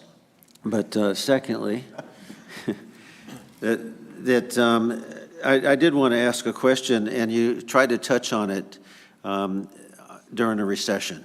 Okay, the CD is taken out the CDD is taken out with the impression that we're going to have this many houses. In your case, like 2,900 houses out there. And something comes along and you don't get 2,900 houses, you get 1,400 houses. And then that's about what the market will bear because somebody else came down the street, right? And I understand capitalism, but I also understand how tough it is. And you've got a line there that you can't go under, or you just keep drowning, right? So what happens when that happens? We had somebody get up and say there was several defaults on CDDs the other night. You might have heard it on the news. One, I want to understand what happens when it defaults. And two, what happens if your projections don't come true? Do you then reassess everybody? Well, yeah, so one is, if there's a default, it involves a particular landowner not paying their bill, and only that landowner's property is in jeopardy. So I just want to make that clear. So if you have, for example, a developer with some future phases that they're still building on, and you have some homeowners in phase one, they're fine. As long as they continue to pay their normal bill, they're fine. Any default would result in a foreclosure on the developer's parcel that they still own, right? If they're the one who isn't paying. And what happens is it goes through a foreclosure process. The bond trustee and the council sue on it, goes through a foreclosure process, first priority lien. There's money set aside in that reserve account to get you through that process. And then at the end of the foreclosure, it gets parked in a special purpose entity controlled by your bond trustee, and then it's held there until the market recovers, and then you sell it out, and then the district gets the money essentially to pay off its remaining bond obligation. The only recourse, though, that those bondholders have is the value of that property that had defaulted, right? So it doesn't affect anybody else in the front end. And I will be honest with you guys, if there's a default in any community with a developer sort of bailing out, that's the debt side I just discussed, but the operations can always sort of struggle, right? If you don't have enough homes to support the amenity being operational, that's a problem, whether you have a CDD or an HOA. So that's always a risk. But on the CDD side, it's a much better, more robust entity in a default because it is foreclosing that first priority lien, because we have reserve money on hand, and there's bondholders and interested parties who are wanting to get that back into productive use more quickly. So just all I need is one Yeah, sentence. So you're not adding on to if it defaults, you're not going back and restructuring what the 1,400 homes that are already there are. Exactly. No, absolutely. The performing piece stays performing, which is basically all the homeowners who are paying, and the defaulting part is basically goes away, is what happens, and the bondholders get the rights to that property. That's their recourse. It's a non-recourse loan. Again, and it's just recourse against the property. The other thing I would point out is that prior to the Great Recession, people use a lot bigger projects. So you're talking about the 2,900 units or whatever. That is a big bond. The ones before the Great Recession were hundreds of millions of dollars, some of them. And it was Nuveen and Oppenheimer, all those same investment entities were buying the bonds, right? Post-Great Recession, it's still all the same bond buyers, but they're requiring different things. They're requiring that the projects be smaller, a couple hundred units at a time. So they'll take it in chunks. The money's there in the construction account. You build out your phase. The developer typically is very invested in that phase because they've already put a fair amount of their own money in it. It's usually typically platted, and that's how that works. But the risk on these things is so much different than what it was prior to the Great Recession, because of what the bond market is requiring. All that said, prior to the Great Recession or even now, the risk to the phase one homeowners that are living there is pretty much zero. The only concern they're going to have is on the O&M side. You know, when the economy is not great, whether it's an HOA or CDD, you may not have enough money to take care of like the run your amenity, for example, or whatnot, and that can be a struggle. But if you have enough homes in there and you have an active developer, you're fine. Okay. Does my memory serve me correctly that this is a $45 million deal? So I think the improvement plan is that size, but remember, $100,000 a lot, only $15,000 to $20,000 is going to be that pass-through bond to the homeowner. So you're thinking 15 to 20% of the $45 million. You all were asking for numbers. That's the number. It's probably around 10 to 12 is probably what they're doing, maybe 15, something in that range. So how much, that leads me into my next question. If we don't have the CD, how much does it add to the price of the house? It's hard to say. The thing about the efficient market is the home price gets dictated by the market. So, you know, if you think about it, you got to pay for it one way or the other. So it's either you're either going to have a combination, if you don't have the CDD at all, it's all going to the home price, right? They're going to cover all of it. But the problem is or not the problem, but there's a lot of CDs in the marketplace, so a lot of these projects don't really pencil out unless you have the CD. You know what I mean? Like the math doesn't work. So it's going to save you money on the home price. Theoretically, it could save you 10 to 15, 20% of the home price, right? But what they end up doing is they put in a better quality infrastructure, better quality improvements, and they're either going to adjust that debt amount, the $15,000 to $20,000, or they're going to adjust the home price until it sells at the market rate. So that becomes the market rate. Does that make sense? Yes. Yeah. Yeah, we can shorten those answers down. I just need a yes. I talk really fast too, I'm sorry. I'm working on it. So with that said, this is a perpetual CD, right? It goes on forever. Does that make a difference in the quality of product that you use to put this community together? The developer in this case, Eisenhower Property Group, comes in at a very high level. If you do any research on them and their other projects, they've got a high level of fit and finish on the overall community infrastructure, the common area infrastructure. And then obviously they work with quality builders above and beyond the lot production. It really fundamentally gets down to the nature of the developer, not the CD, right? Yeah. You can have a good quality developer with an HOA or a CD. That's the short answer. But since you've got to keep it going, Yeah, I mean, I would, maybe I'm assuming that you would, versus somebody that's got a CDD for 10 years or 15 years versus forever, it would seem like, maybe I'm just reading that wrong, that you would put better stormwater and better things in underneath the ground than you would if you were getting out of this thing in 15 years. Is that an assumption, or am I just dreaming? Well, I think every community has warranties on it, and the infrastructure is supposed to last for a while, right? So they're going to put in as good a quality as they need to in order to sell the project. It's all certified. And it's all certified, that city or county or whoever's signing off on it. So I would say it's the same quality. I'm not aware of a difference, yeah. Okay, and my last opinion that I just want to remind everybody, where CDs might be coming in, is we have a legislature that's going into a special session that is going to eliminate property tax or eliminate homestead or eliminate a certain amount of the 14 million that we get in. Right now, if it's homestead, it's 4.5 million, if my figures are right, out of the 14 million we get in, so more than a third. And how are we going to take care of the roads? We talked about just a minute ago, how are we going to take care of all this? It's going to have to be special district taxing, because we won't have the dollars to do some of this. So I'd offer that as opinion as well. Tim, did you want to say anything? Yeah, thank you, Mr. Mayor. I've liked specifically the example with Pine Hills. Again, when I was at Orange County, that was one of our most problematic areas. It came in as an unincorporated county neighborhood, and I couldn't tell you how much conversation was between the residents of that area, the business owners, and the county in terms of lack of maintenance, deferred maintenance. We started this meeting looking at council priorities. We talked about deferred maintenance on roads and sidewalks and inadequate infrastructure. When Dwayne, myself, the mayor, Councilman Stephen were part of the Planning and Zoning Board and ultimately the council, there was a few things that we were trying to achieve a handful of years ago with our regulatory update and code update. One was to have better infrastructure.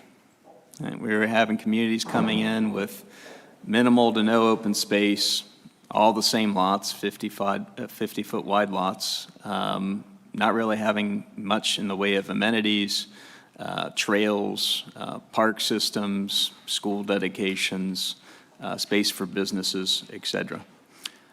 We wanted better quality, right? Smart growth. The other component is we wanted growth to pay for growth, which makes a lot of logical sense. As we start the budget conversation, we've got a 5.8 mill rate right now. I'm working with Michelle and the team to hopefully come up with some scenarios at either a 5.8, a 5.7, and potentially a rollback to the 5.6 mill rate. That has a lot to do in terms of our liabilities.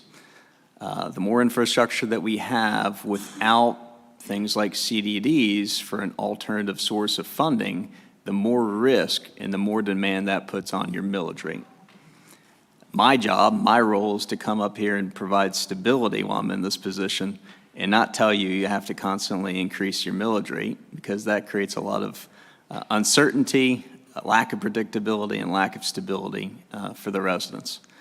Having CDDs, while they might not be perfect, they are a great alternative source besides increasing the millage rate on an annual basis and being more reactive to deferred maintenance. The decisions we make today are going to have an impact to the city council, whoever that might be, in 10, 15, 20, and 30 years down the road. The other component, which is on the screen right in front of us, which is really key, is back to the lot diversity, back to better standards with our code update. Affordable housing was one of the keys. We didn't want to see the same one-size-fits-all approach to the same house, same lot size throughout the community. One of the things that really pops out to me here is if you want, this provides diversity. This provides options to homeowners, which is, and this is common. This is what America is all about, giving some options. So if you want to pay a premium, you could do that 70-foot wide lot, but there's going to be a premium on the CDD. But as you can see, iteratively at the 60-foot lot, the 35-foot wide lot, and then the townhome lot, you get what you pay for, and it provides the option for affordability. The community in Cypress Bluff CDD, the townhomes and the 35-foot wide lots, which are alley loaded, they're not front loaded with garages, and they have better architectural standards. They fit the community. These are some of the hottest sellers really in the city right now, because people are looking for affordability more in the $300,000 range rather than looking up in the higher $400,000 or $500,000 range. So the CDDs have proven to work within that model and providing an affordable range of product, but then also mitigating risk to the city and our current residents, making sure that growth pays for growth. Thank you. And along those lines, a great bit of information I got this week in a county meeting is the average of the county is for every dollar that we take in tax for a residential unit, we spend $1.18. For every dollar we take in commercial, it's 48 cents. So we have to, that delta of 18 cents, we've got to start working on. And I would just ask to put you on the spot, and you're on camera, right? We're recording this. Does this lock, if we say, yeah, we love you guys, because one of the reasons we wanted to go explore a CDD is because you took your number of units down from 5,500 down to 2,900 and added the 500 acres of open space, added the 7 parks, added the school, added the 83 acres of a conservation area for agriculture. So we say, yeah, we're going to vote for this CD. Are you locked in? Are they locked in to making sure that happens? And I'm asking that for a reason, because a lot of people, some of these CD people that you showed us came in and they were going to have commercial, according to our town center, and the commercial never came. It still hasn't come, but they've got they got the CD and they got the stuff. So are you going to just face the camera and say, yes, we're going to do all that, please? So, yes, and quite frankly, there should be a development agreement, that's put in place that's going to guarantee, those provisions as agreed upon. The district, quite frankly, is purely a funding and operational source. So whatever it's allowed to do, it's going to do. But again, we're kind of restricted from getting into those zoning, the zoning issues. We'll do what we can do, but it's really the developer hat. Here's what we're going to agree to, and quite frankly, here's our signature on the development agreement, and knowing, again, EPG is the developer, they're gonna make good and then some. So. But the reason you're able to negotiate for some of that as the city and get that in your development approval is because the CDD dollars are there to help make that profit margin work. Yeah, that's why I just want to make sure it happens. Well, it should be in your development agreement. If it's not, we can talk about it. But it's not only in the, and Tim, you can help me out with this. It's if it's in the development agreement, can we put in the development agreement what sequence that happens in? So we get the trails. So we get it doesn't get put off until, oh, it's just, we didn't sell enough houses, we don't have enough rooftops to support that commercial.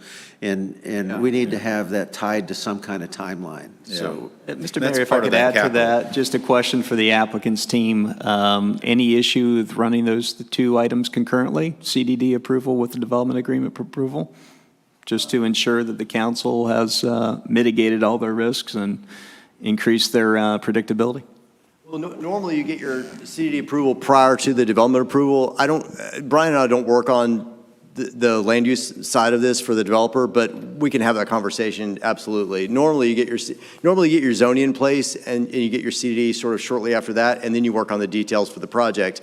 Because it's just like if you're building a house and you don't know what your budget is, you don't know what to agree to, right? And the CD is a big part of the budget conversation. So if you have your CD, that helps us know, yeah, okay, we've got this much money and we know what we can deliver as part of the development approval. If you sort of do your development approvals first and then get the CD, like you're like, I don't know if I have enough money to do all that. Well, You know? and the real issue with the money is, from the day that the district is created, if considered and approved, it takes us about 9 months to get in position to issue funds.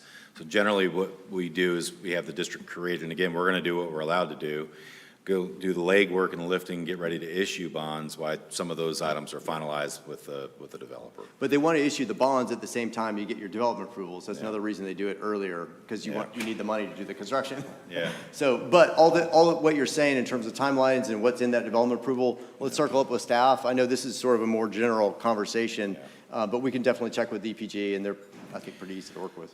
And one of the items we didn't touch on is the ability for districts to expand their boundaries, much like the city did with the annexation of the Bright Hill piece. And I know that, we're going to be looking at doing a similar thing with Sunstone 1 with an expansion into that newly annexed area of the city. I'll be coming forward, and we'll work with staff on some of the other items as well to bring it forward to you as it relates to, any needs to at the upcoming public hearings. Okay, have we beat this horse to death? So, And I would just add, because a lot of you didn't get a chance to talk to their CEO, but you took over this from somebody that couldn't make it work, right? You bought this property, right? From somebody that couldn't make it work, and they're trying to make it work. Yeah, Jeff did. Okay. All right, well, thank you. That was very detailed. Thank you guys so much. Very Appreciate all the good detailed. questions. Thank Yeah, you. Thank you. Thank you. Did you have any closing statements, Dwayne? Okay, thank you. If you guys do have other questions, just reach out. We're happy to talk with you, and we'll follow up on the specific questions for Sunstone. We will. Thank you. Thank you. All right, next on the agenda.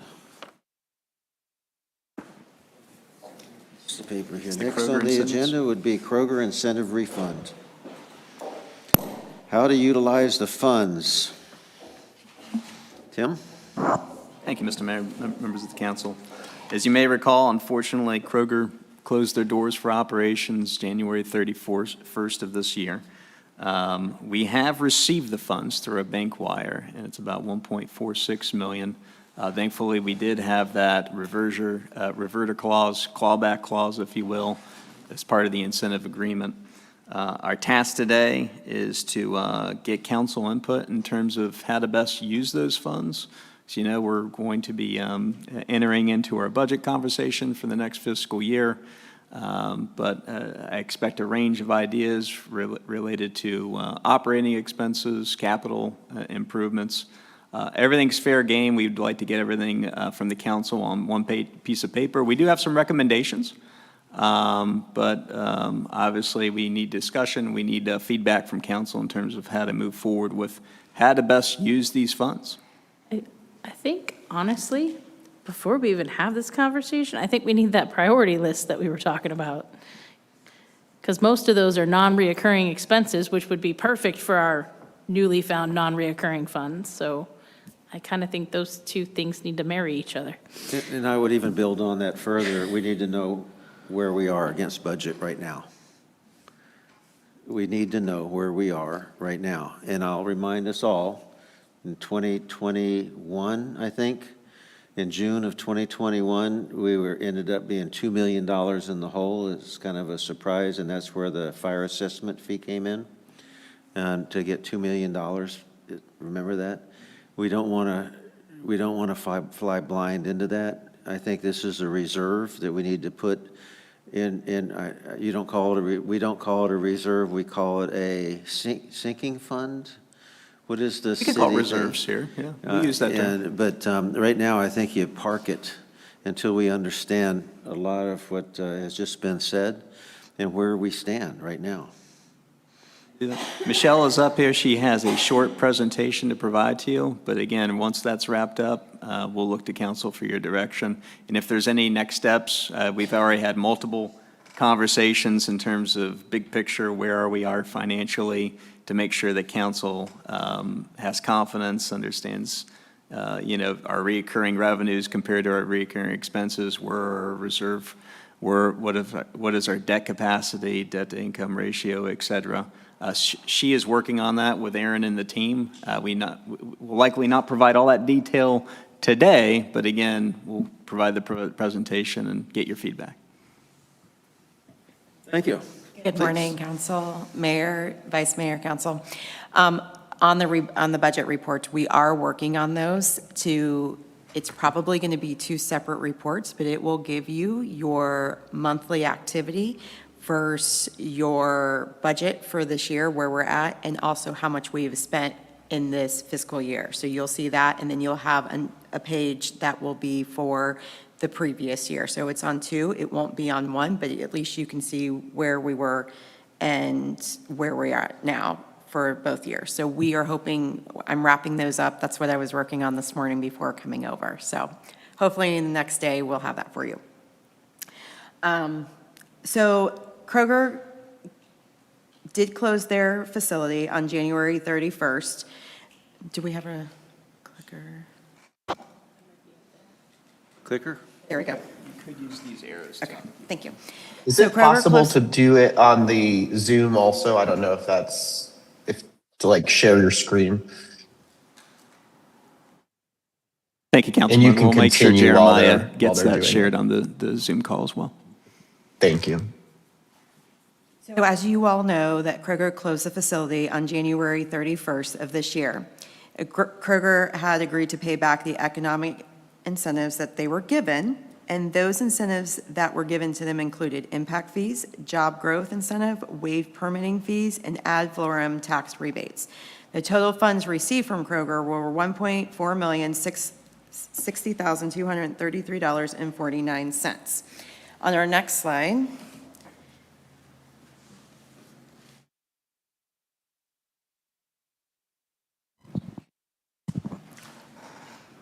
there you go. Thanks, Aaron. Our fee breakdown, and this is how we came up with the funds that we were asked Kroger to return to the city. Most of that is in the general fund, with the fire impact fee, the police impact fee, the admin facility fee, sewer impact fee, water impact fee, as well as the job growth incentive and the ad valorem rebate fees. The one that is not is the permitting fees, as you can see, which was $755,000. And it's pretty much a 50-50% split there on that.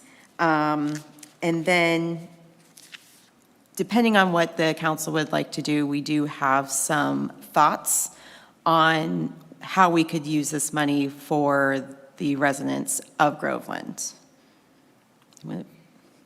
So City Hall is a huge topic of conversation that we need to set aside money to build that. The train depot as well. Hurricane reserve, and also to pay down our general fund debt that we have. Also, a thought with that is the South Lake Regional Park, as that's coming to be finished, and we will get that money. We have about $11 million that will come to us over the next 6 years, but we had to front some of that money right now, and we will be needing to go out to get a loan to make that up and have it pay off at the same time that the funds come in from the county. So here is just a few of the things that we had put together with the help of the city manager. Thanks, Michelle. And if I could just expand on that, when we mentioned hurricane reserve, you could lump this into just operating reserves as well, just to make it a little bit more general. And what that does is give us some time to make sure we get that financial snapshot, see where we are in terms of reserves to revenue ratio, and then once the council feels a little bit more comfortable, you could decide to allocate that toward a capital improvement. Could be transportation related, could be the train depot restoration, which we're going to talk about with the CRA, City Hall. There's a handful of ideas, obviously. One of the other things Michelle's doing that I'm very appreciative of is she's listing all of our debts for general fund, utilities fund, on a fund by fund basis, better understanding what those terms are, interest rates, amount outstanding, how long we have to be borrowing on them, and then listing all those as an aggregate to better understand what percentage of our general fund and utilities fund go towards debt service. Having that kind of information is going to give you the ability to make more informed decisions ultimately. Thank you. Very nicely put together. And I think as we get into it, but do we have a snapshot of the FEMA money from 2024 when it's coming back? Because we were told it would take a year. I remember that when I first came into office, and then it was about a significant amount of money. There was a small portion of the FEMA money that already came back from Helene. That was $60,000, but that was from when we sent the firefighters up to in the Panhandle to provide support. That money did come back. The Milton money is still in the works. Is that the cleanup? Is that the? That is the cleanup, Yeah. correct.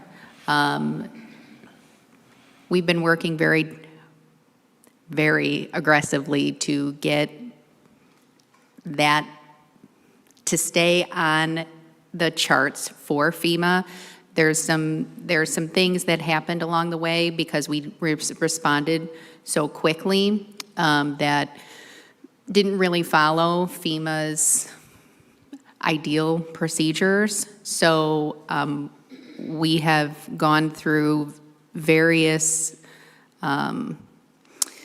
appeals and conversations to keep that alive. So it is coming down to the end of time where they need to be making a decision because they only have a year and a half to keep those things open. So April 11th, hopefully we have some better understanding of if we are going to be reimbursed and how much that will be.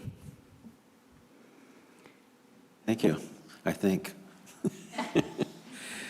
Mr. City Manager, the top line here, the police impact fee rebate, the sewer and impact fee and water impact fee, they would have to go back to those accounts, right? And fire impact fee would have to go into those accounts. They wouldn't.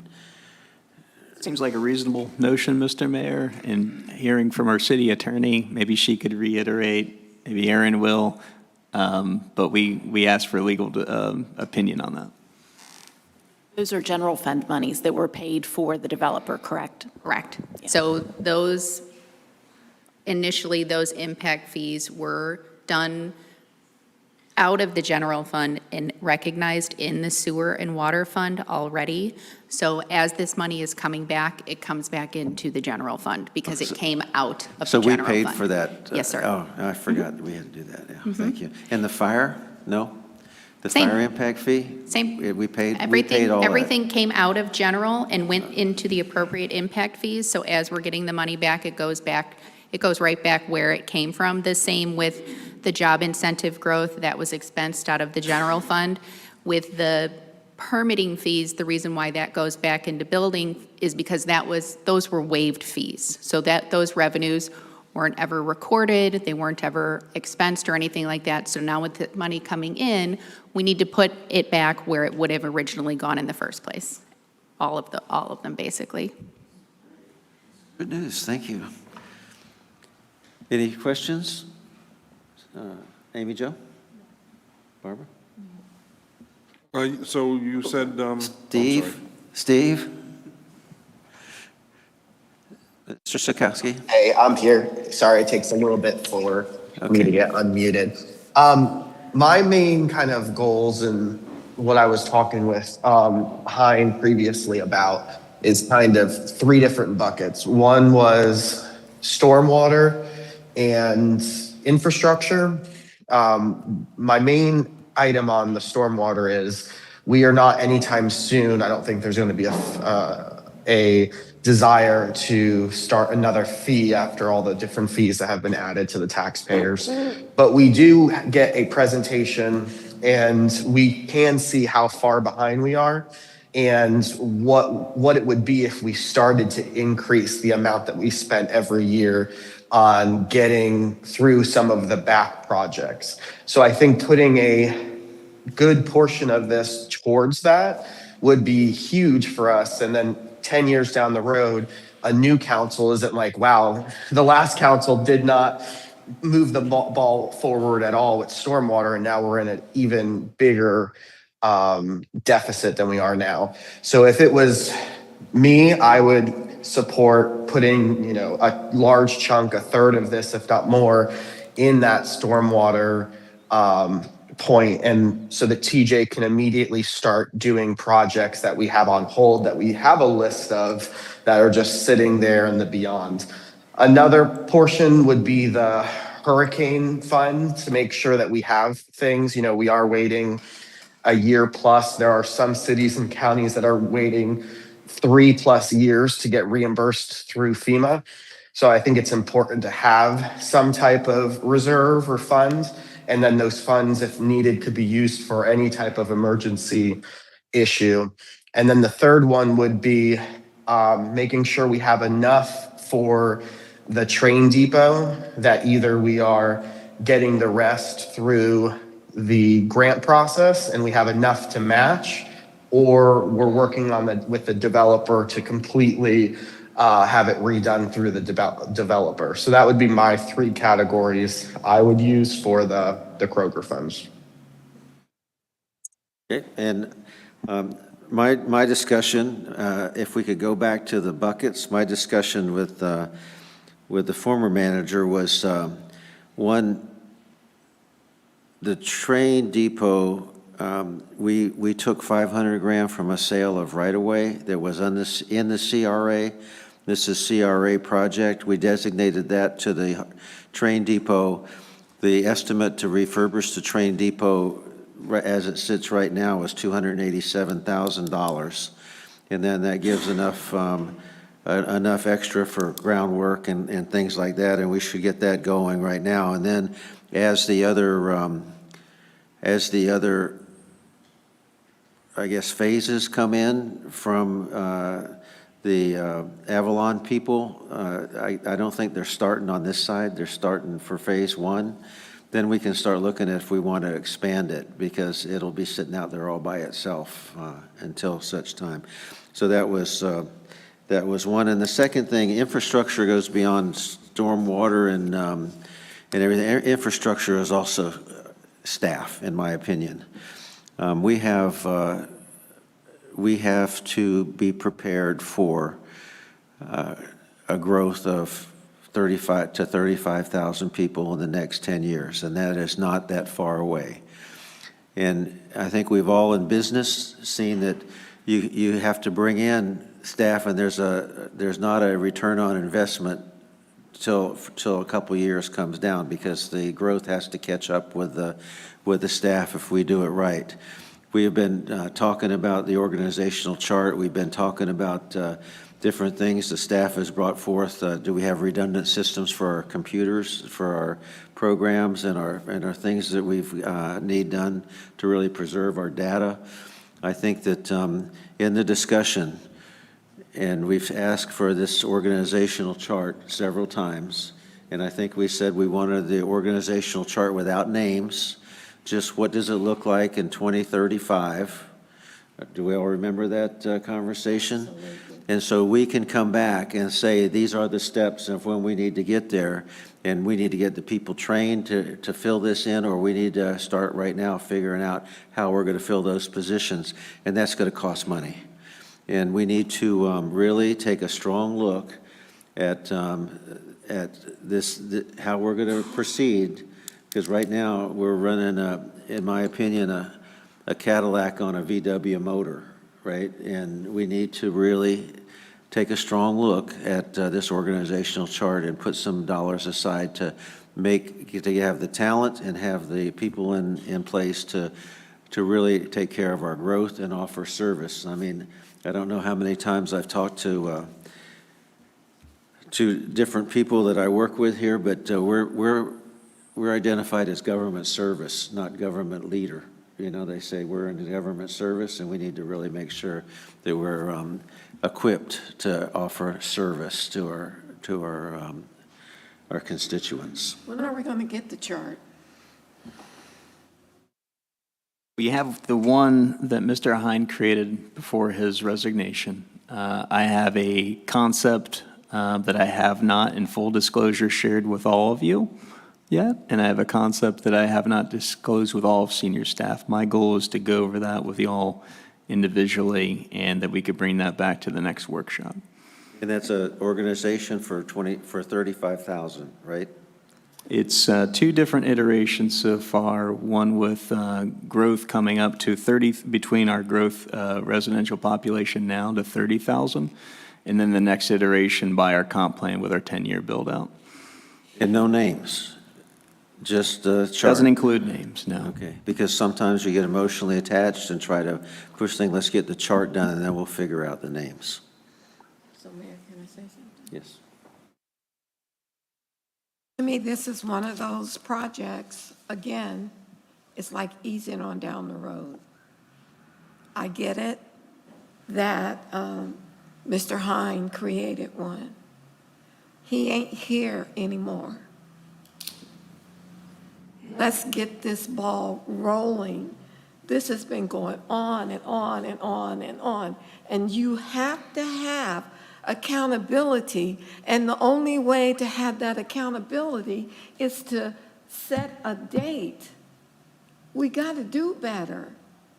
So are you saying that at the next, we are going to have this organizational chart? It'd be a recommended organizational chart. Next April 16th, I think, is the workshop, so that would give you a date certain to reveal. I would recommend you have your individual meetings with staff, with the council. You should go over it individually right now, what you've shown. We don't have to wait till April 15th if you've got that set right now. Let's do it at the next Thursday meeting. Each of you have. Go through it, offer your input. Mr. Mayor, to echo that, I don't like surprising people. I like the opportunity to go over things on an individual basis, so certainly with our staff as well. They deserve that. This has been one of the top 3 items that I've discussed with staff as we look over the interim process over the next 90 days. One is a recommended org chart. The second is the budget, and the third is the comprehensive plan. So this is up there in terms of our priorities, and I think that aligns, again, with council priorities. I mean this in the most positive way. The council, according to our charter, is, if I'm not talking out of turn or I'm wrong, is in charge of that organizational chart. We approve it at the budget every year. We had a little conversation about getting out ahead of stuff. I would hate for you to be going to staff or anybody else and saying, this is my ideas without the council's input, because it might change 180 degrees after you go to the staff. I think you need to get a real working knowledge of where the heads are here, so that when you present to staff, you know it's not going to change that much. Don't get the cart before the horse on that. That's just my opinion. Tim, it's nothing against you, because I know your plate runneth over. But it's like, I don't know, I can't speak for anybody else. It's like I'm scarred with things that have eased on down the road. And it seems like, oh, if we let it go, then they'll forget and it won't come back. It's time out for that. I'm going to change topic for just a second. I mean, kind of feeds into where we started, though. When we did the budget last year, there was money set aside for infrastructure. do we still have that set aside? You do. Okay. And that's one of my plans, is to review that amount Right. and how it's set aside and then how also council the uses it. CRA, we set aside almost the entire budget for infrastructure, so we still have that, okay. Yeah, I think we need to figure out, we can't just keep hoarding money and being like, save it for infrastructure. We have to figure out what the infrastructure needs are, and that may include staff, that's fine, but like, And I that's think we need to really, figure out that. Councilwoman, members of the council, that's really the goal of having an approved Tell the money what to do. CIP, a capital improvements plan. If you look in our comprehensive plan, it hasn't been updated since the early 2000s, or over 10 years ago. We need that CIP not only to be adopted in the comprehensive plan, it needs to be adopted as part of this budget, or else you'll have different things come up throughout the year that could be perceived as either surprises, or you don't have dates certain in terms of when some certain projects are going to either start or be completed. So that's one of our major goals as part of this budget process. This council didn't really spend much time, if all, in terms of discussing a CIP plan as part of your last year's budget. That's an area that we can improve upon. Thank you. I have one clarification. Can you bring the other slide back up with the money tally? Okay, building. Does that mean that $755,000 has to go into the building fund? Per GASB rules, it has to go back in where it would have originally lived. The resolution that you all passed did specify that you wanted all the money to come back in to the general fund. We can do that as a secondary interfund transfer. We couldn't do that all in one lump thing because it might trigger an audit finding. But if you all wanted us to move it into the general fund, we could do that as a secondary transaction. Okay, but it has to originally go back. It has to originally come back into the building fund. That is correct. Okay, thank you. Hey, maybe we beat this to death too, but just to bring back to everybody, we approved infrastructure for the CRA. The CRA, and I don't know why we don't do it with all contracts. We have a contract with Avalon that puts us at risk of having to use $3.5 million by contract out of that, when they start building that's $750,000 per each phase. The city has to pay to our water plant, to our enterprise fund. And so we need to, everywhere else I've been told every time we do a contract, we have to reserve the money over there, and then we have it carry over, and we have it carry over, we have it carry over. It's called him in. What? Excuse me, I'm sorry, Steve. What? Sorry, I'm good. I thought I was muted. You're good. Okay. And while we're looking at this, we certainly need to know exactly where we are, because that $3.5 million is more than we have in the total amount in CRA right now. I think we're around $2.8 million, $2.9 million. So as we move forward, let's get Michelle, help us get a real snapshot, all right? A realistic snapshot, so that we're not coming back around again and, oh, that happened, oh, this happened, and please let us know what we have to reserve for, if we have to, or why this is hanging out there, because they're supposed to start construction in 3 years, right? They only have, and then 3 years to construct, to have that whole $3.5 million, unless they start taking their number of units down. Mayor, Vice Mayor, Council, I am working on trying to figure out now what the reserves are and what they are specifically tied to, so I know by contractually what we are required to have, and make sure those, and then what is separate and what is just the city's reserve for different infrastructure projects.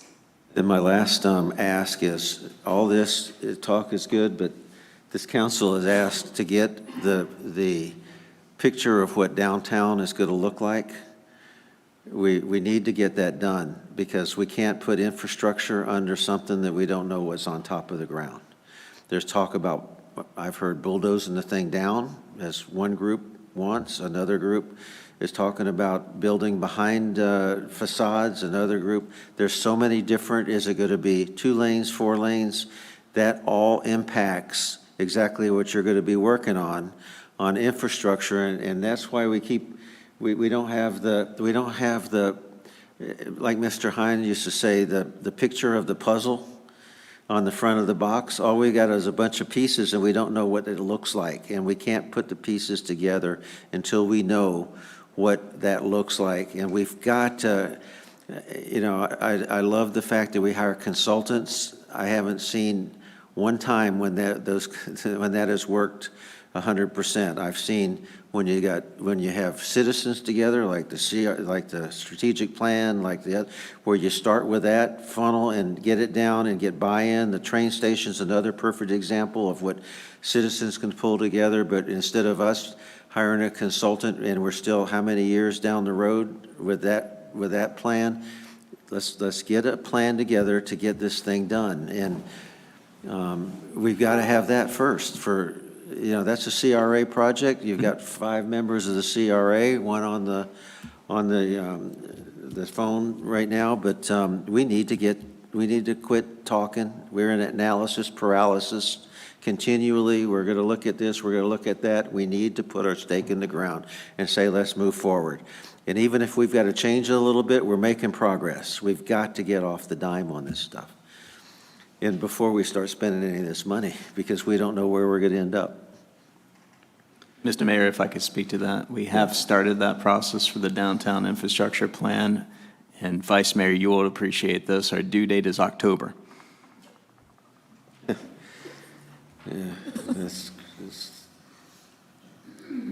And that's the infrastructure plan? Do you have the plan for what's above the ground? That's the future land use and zoning plan. And what makes that have to take 6 months? Future land use and zoning is complete. The infrastructure plan is a 6-month process out to October. If it's sooner, it's sooner. But Do you have buy-in on what the downtown's going to look like from the council before you put the infrastructure underneath? that's baked into the initial phase of the process. So you'll all be hearing from both staff and GAI or CRA team on getting your input from the very beginning of the process. When is that? That's, we're looking at a date later this month or early April.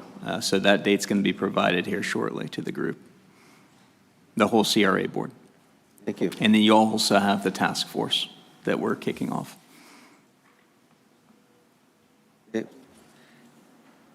All right, are we done with this one? Okay. Yep. Until it comes up again. And Mayor, I just have, I have a 12:35 meeting, so I have a little bit longer. I don't know if we can get to the next 2 items quickly, or? Okay, we'll try to do that, Steve. Thank you very much for letting us know. The protocol for the meeting agenda, item request.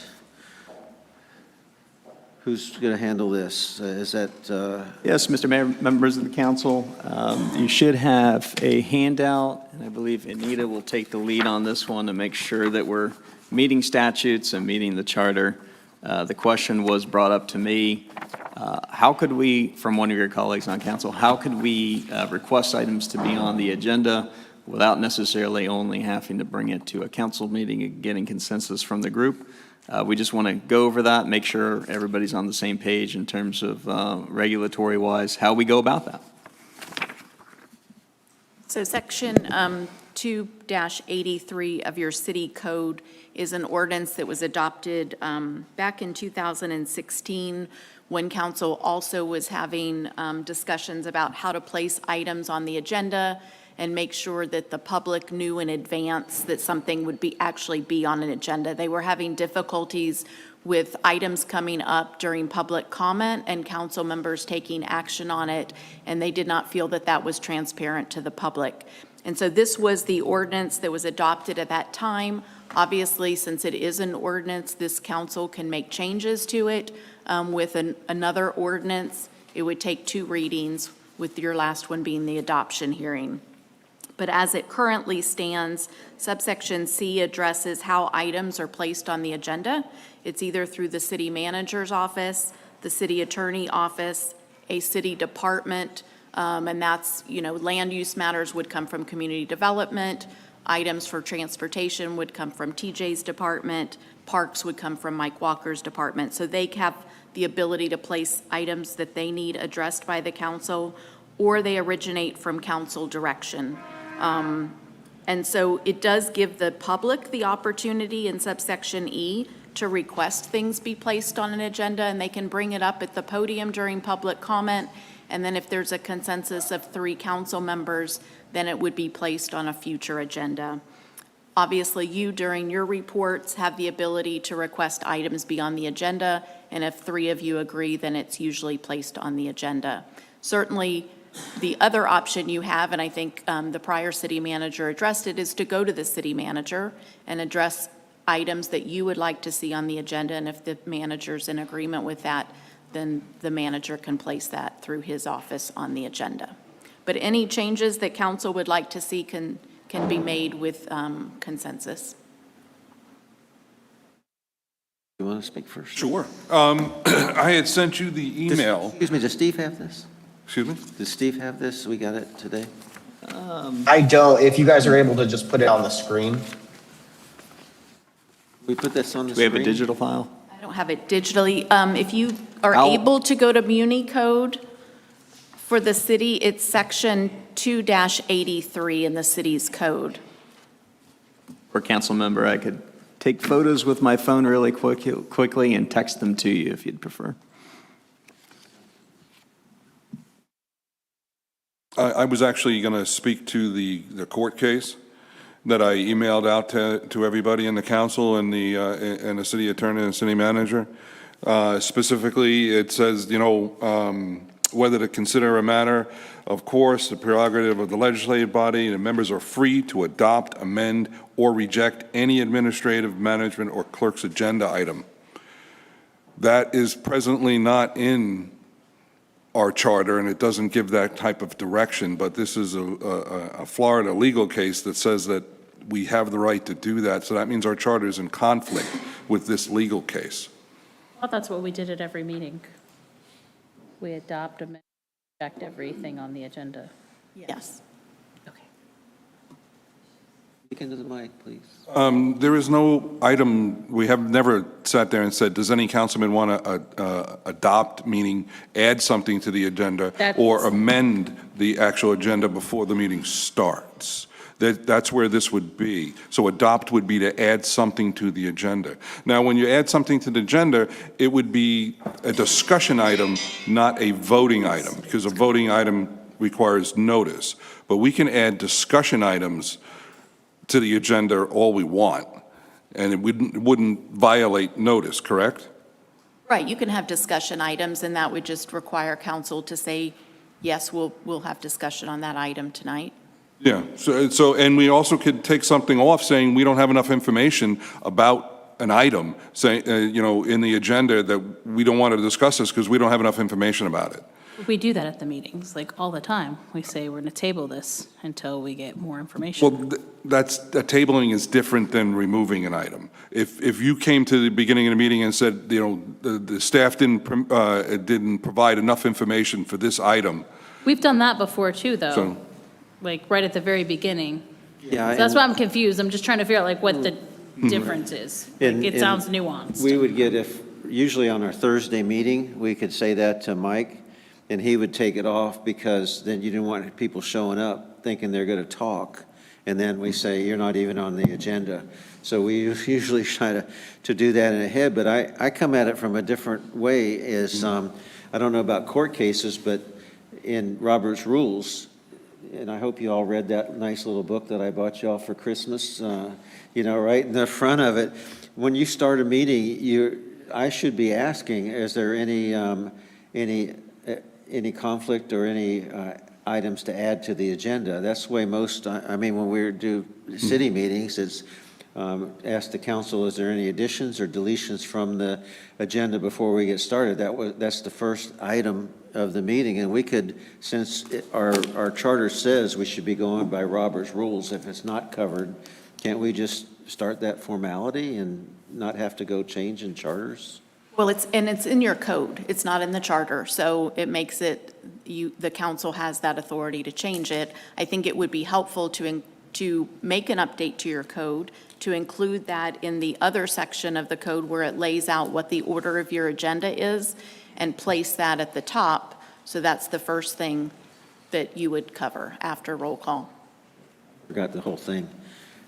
Do other cities put the whole agenda in their code like that, like we do, where we? I don't recall. Yeah. I haven't seen it in at least one of my other cities. I can't recall on the third. Mr. Mayor, members of the council, I did want to add, I give credit to Jenny's team for doing some research on other cities' agendas, just in terms of restructuring and looking at areas to optimize the process.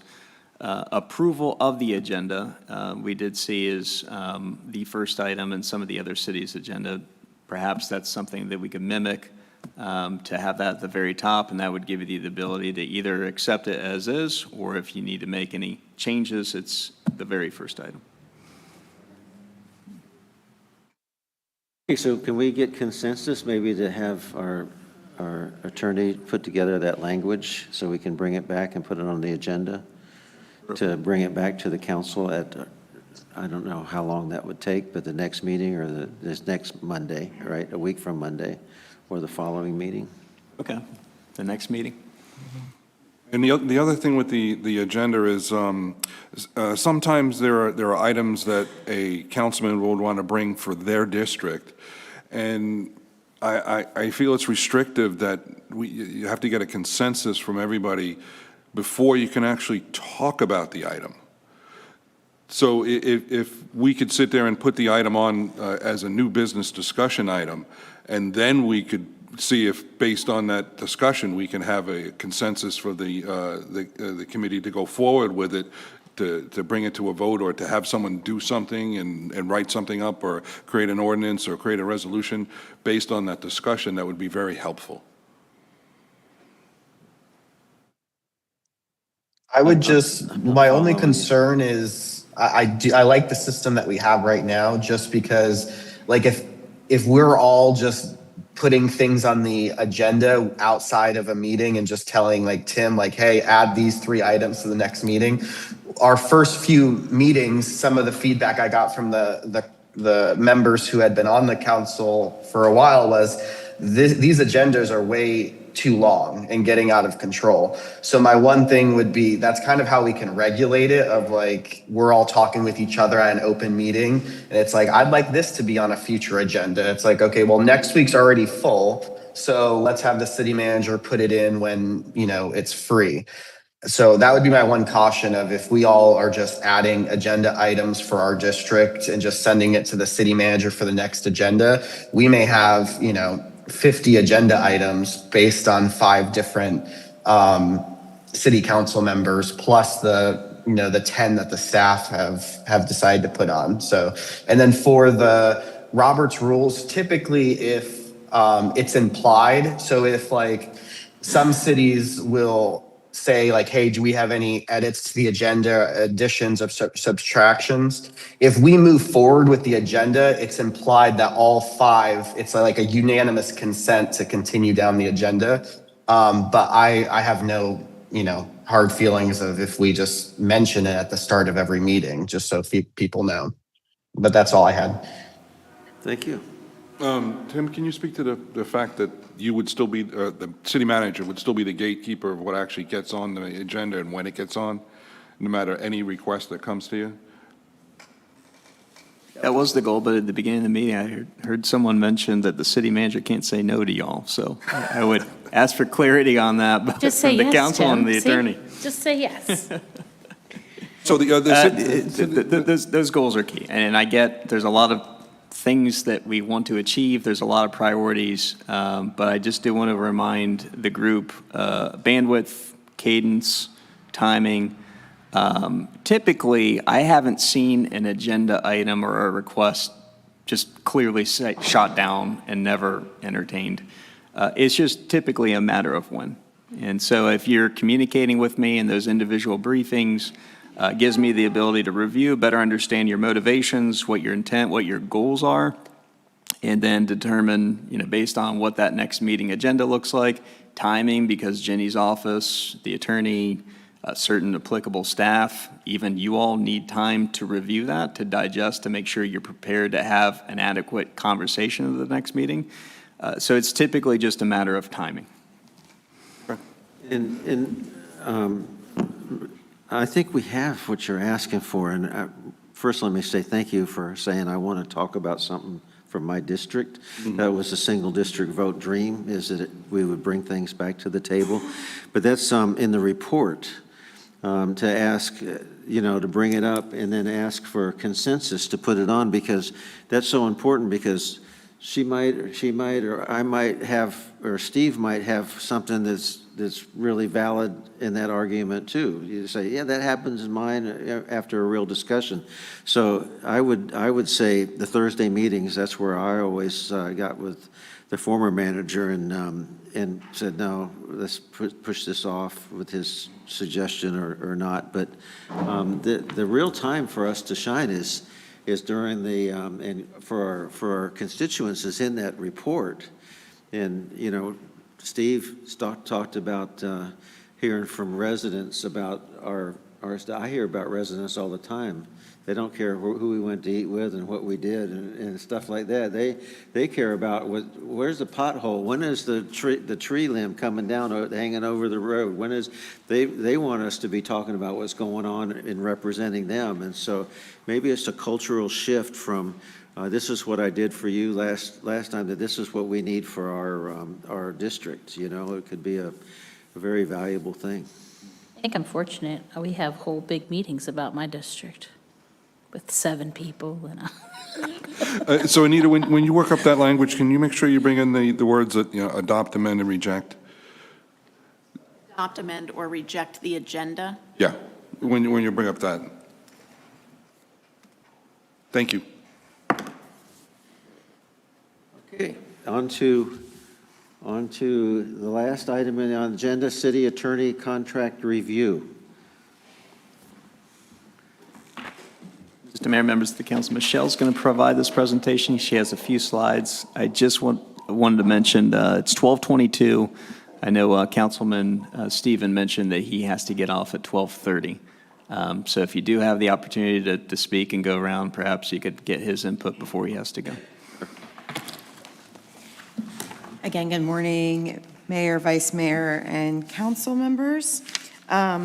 This was proposed right when I first started, less than 45 days ago, to look at our city attorneys, the cycle, what it would be if we decided that we wanted to go out and look for a new city attorney. So that's how this presentation is based, is what is the timeline, what's the cost, and so forth. So, thank you, Alicia.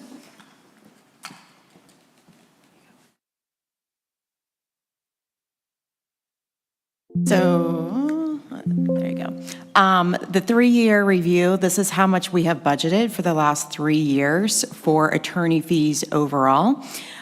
This includes we have Anita for our general counsel, but we also use Gray Robinson for HR matters.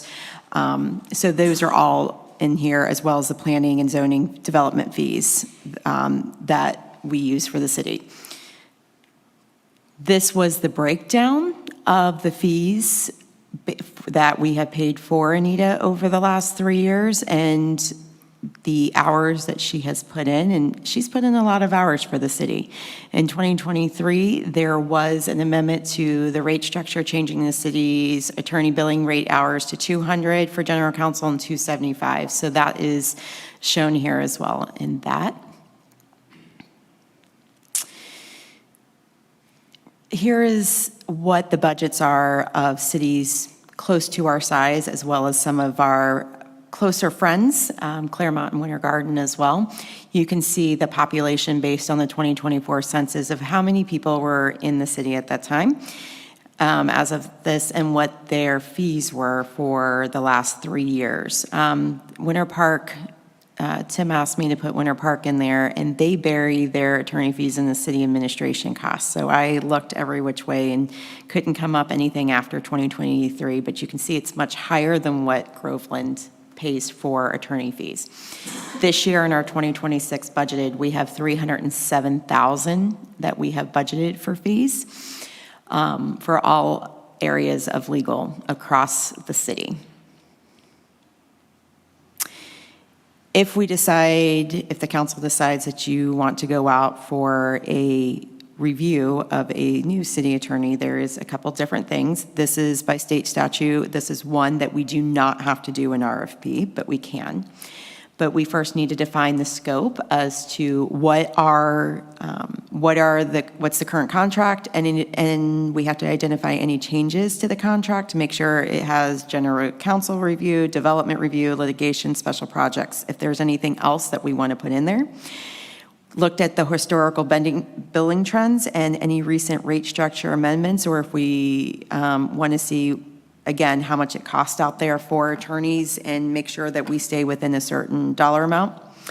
Develop workload expectations, service level standards, and required qualifications, and then as well as gather input from the council, from the city manager, department directors to make sure that the contract includes any needs that they have.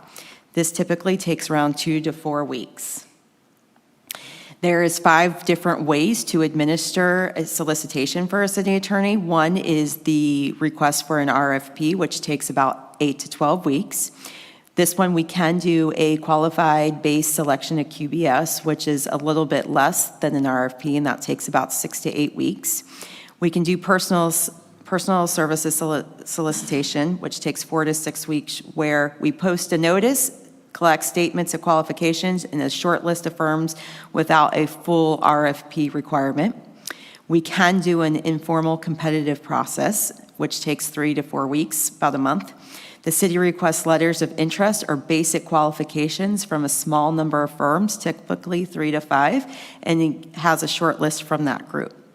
The last one is the easiest. It's 1 to 2 weeks, which is a direct selection with justification. When used, legal services, like I said, are exempt from the competitive bidding, or when specialized expertise or continuity is required. A justification memo is required for transparency. Depending on how the council decides, we have to, 1, conduct interviews, reference checks, and due diligence on the top candidates. Then the council and the city manager rank finalists and prepare a recommendation. Again, 2 to 3 weeks for that to happen. Once you guys figure that out, you negotiate your scope, your staffing, fee structure, contract terms with the top rate firm. Sometimes the negotiations don't happen the way that they would like, and then you would have to move to your second rate firm. Then you present the recommended contract to the council for approval, 2 to 4 weeks on that. Once you guys have decided, it's then a transition from Anita to the new attorney. Anita provides background on the materials, current cases, active development projects, legal files, everything that she has. Then the new attorney would schedule orientation meetings with the council, the manager, directors, establish communication protocols, monthly reporting, expectation, and service workflows. Depending upon how much is out there, availability of everybody, it can take 2 to 6 weeks. So overall, a start to finish timeline from defining the scope to administrating the solicitation to the proposal, negotiation, transitioning can take up to 6 months. Majority of the time, it takes 3 to 5, but worst case scenario would be about 6 months to get a new city manager, or a city attorney on board. Tim asked me to put some attorney firms for consideration. As always, Anita's, who is the city attorney for Fruitland Park, Groveland, and Montverde. Fishback Dominic, who is the city attorneys. Their firm has several, but some of the local jurisdictions is Ocoee, Winter Garden, Winter Park. And then the attorney for Mascot is Shepherd Smith, Hand, and Brackens, and they do several different cities across the state of Florida. Fast presentation, but wanted to give you guys the opportunity to just know what's out there, and then any questions? Steve, I know you got about 120 seconds. Do you have any input? Yes, and I'll try to I just may not be able to talk, but I'll try to at least keep my headphones on through the rest of your all's comments. I think, I know this came from Amy Jo as to try to see what we were currently spending. I think the chart on the first page, if you can go back to that, was very helpful. I reached out to before I seen that chart, I had reached out to some colleagues on other city councils and kind of got those numbers that it was in line, especially because we've had Anita. Anita, what was your first year with us? I started in the end of 2004. Okay. I wasn't born yet, but absolutely. No, I was kidding.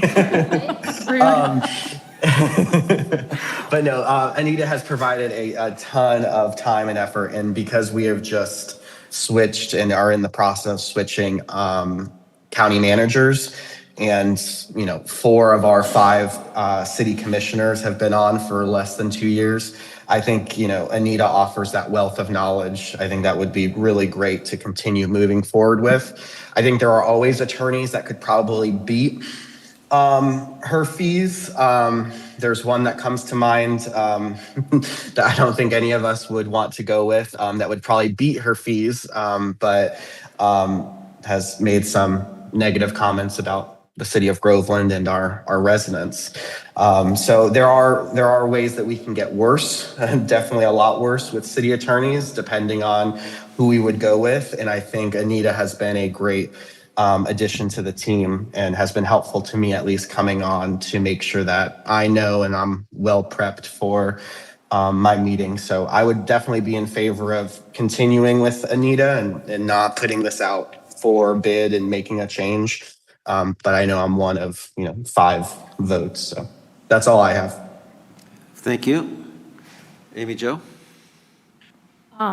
So when I brought this up, we weren't in quite so much turmoil, and there wasn't quite so many changes being made. I do kind of tend to agree with Stephen on that there's, with getting a new city manager at this, I don't know if this would be the right time to even consider that.